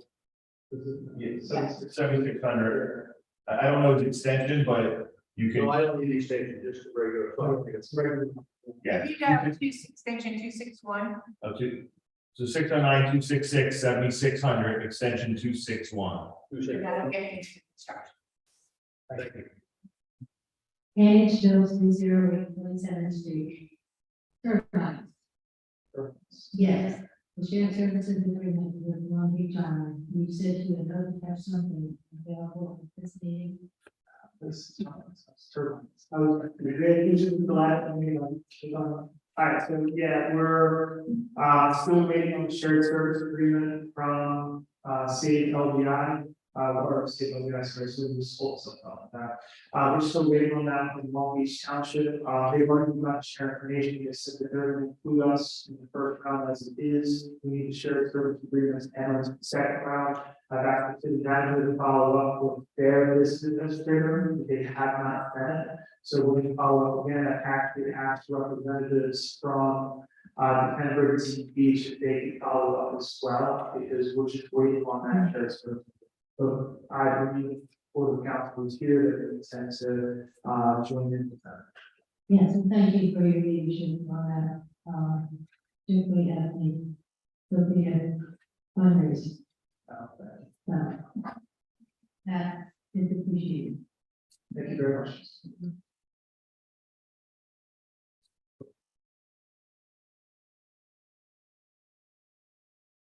In Boyd, 305 20th Street. Brigantine. I thought the meeting today went well. I think there was a lot of good feedback. You stated a couple of meetings ago, occupancy levels are too high for residential neighbors, too transient with constant turnover. I didn't hear that tonight. So we did address the occupancy level, taking it down to 18, but as I said earlier, when we do something that's stress. I heard as you said, I'm not delivering an opinion. Here's my comment. Because we lived with this. This past 2 weeks, across the street, 5 turnovers. 5. 2 houses. Parking. I did numbers over the bottom line, but for 18 people, it's normally it's a minimum of 8 parking spots. With this with this ordinance, it's 4.5. I don't know how you police unless you're going to give them chalk. And I'll mark the tires and we definitely pass me. Now I can do that, and I'll take it. But the point I'm making is that is an unrealistic expectation. I don't know how you police it, because if the town's the state, according to what's been said, and Andrew believes it's not just 3. All you're requiring is 3. So how do you have an expectation of 4? I don't understand why that's even needed. Because it's an unrealistic. Right? So that's an issue. Not advertising is a great thing, but 18 people in a house is a party. And if I was at a bachelorette party, word of mouth is a great thing. You know, we rented that house, it was great. Just rent it. Well, they don't have to just rent it. You can run it. I think the other side of that too is their old national question or these food events where you do violence going on. How do you know that? Unless they're noisy, unless there's a So if someone they're not noisy. noisy, but coming at this, if they're not noisy, then just their impacts to you. So what we're looking at is we get more noisy and being disruptive to the neighborhood. And a lot of the stories that are told, especially in your neighborhood, is the noisy and chanting and yelling on the street. Absolutely. That the parking addressed outside, that is also something that's probably visible. And we now have the ability to start to direct and control that behavior. But as I was too, is we're looking at one of the things that that's for is, you know, having specific numbers. We talk about property being defined as nuisance. What constitutes a nuisance? So we put it here, 5 substantiated. We read the 20. So now, right, so now we start to address this. If these properties are not all in compliance with what we need to do for our ordinances, we have the ability to shut them down. And wouldn't that have the greatest impact on the board? It would. So the primary driver of many of the nuisance issues is related to two day rentals. But it's, I said this before, we can go back and forth on this. I do, I know. And what we're really doing right now is, and I understand, and I said this, people are fixated on the side of the 2 day versus 7 day. I want to tell you, you really make a difference in the neighborhood. 7 days. Well, our experience on 20th Street is when people are in there for weekends, typically families, and you're gonna have, you know, happy noises with families. And you're okay with that. And that's normal, that's what you expect, right? Right, if you're okay with the happening. Happy noises, kids playing out in the yard, throwing football, swimming in the pool. We want against. And What that's we're looking at is getting, I noticed a lot of the runs, some part of these. The weekend runs, summers where they make fun for the turnover, the shows on the properties, they're not. But it's also true that we're looking to make sure that we're starting off with that. So like we said, it's tonight, it is a start. If we can't get it under control, we have the opportunity to raise. Well, we're not starting, let's have this idea of progressive. And that is where we start, and I understand it has to be a balance throughout the community, the main issue from your block, the main issue, in many of them. Is the behavior, so we're gonna start by addressing behavior. So I'll behave and I'll be talking to the police chief. I'm taking more pictures. Okay. The other thing is just a call out. And I apologize for leaving the planning board the day, because I wanted to talk a little bit about the house on Dave. I don't know if anybody's driven down Basket Church, take it on. It's a cabin. The house is here. And the dunes are 20 feet, and the house is 35 feet. With the boot designed for the parking, 3 cars, no drive, a parking garage, maybe 2. But you can't park on Ocean. Driveway eats up the space that they have to park. And it's a one-side parking in one way street. 9 bedrooms, 9 bedrooms. I don't know if that is anything else. And I wish you actually stay to the end of the meeting, because we actually had a very good discussion with the rest of those issues. I will be able to. Appreciate it. Thanks. Sorry, I know that the game, but my age, baseball, I fall asleep after. There's no other public comment, close the public portion, any final council comments? Seeing none, we have a motion to adjourn. Second, all in favor? Any opposed? Seeing none, meeting closed, thank you for joining us. Watching the video.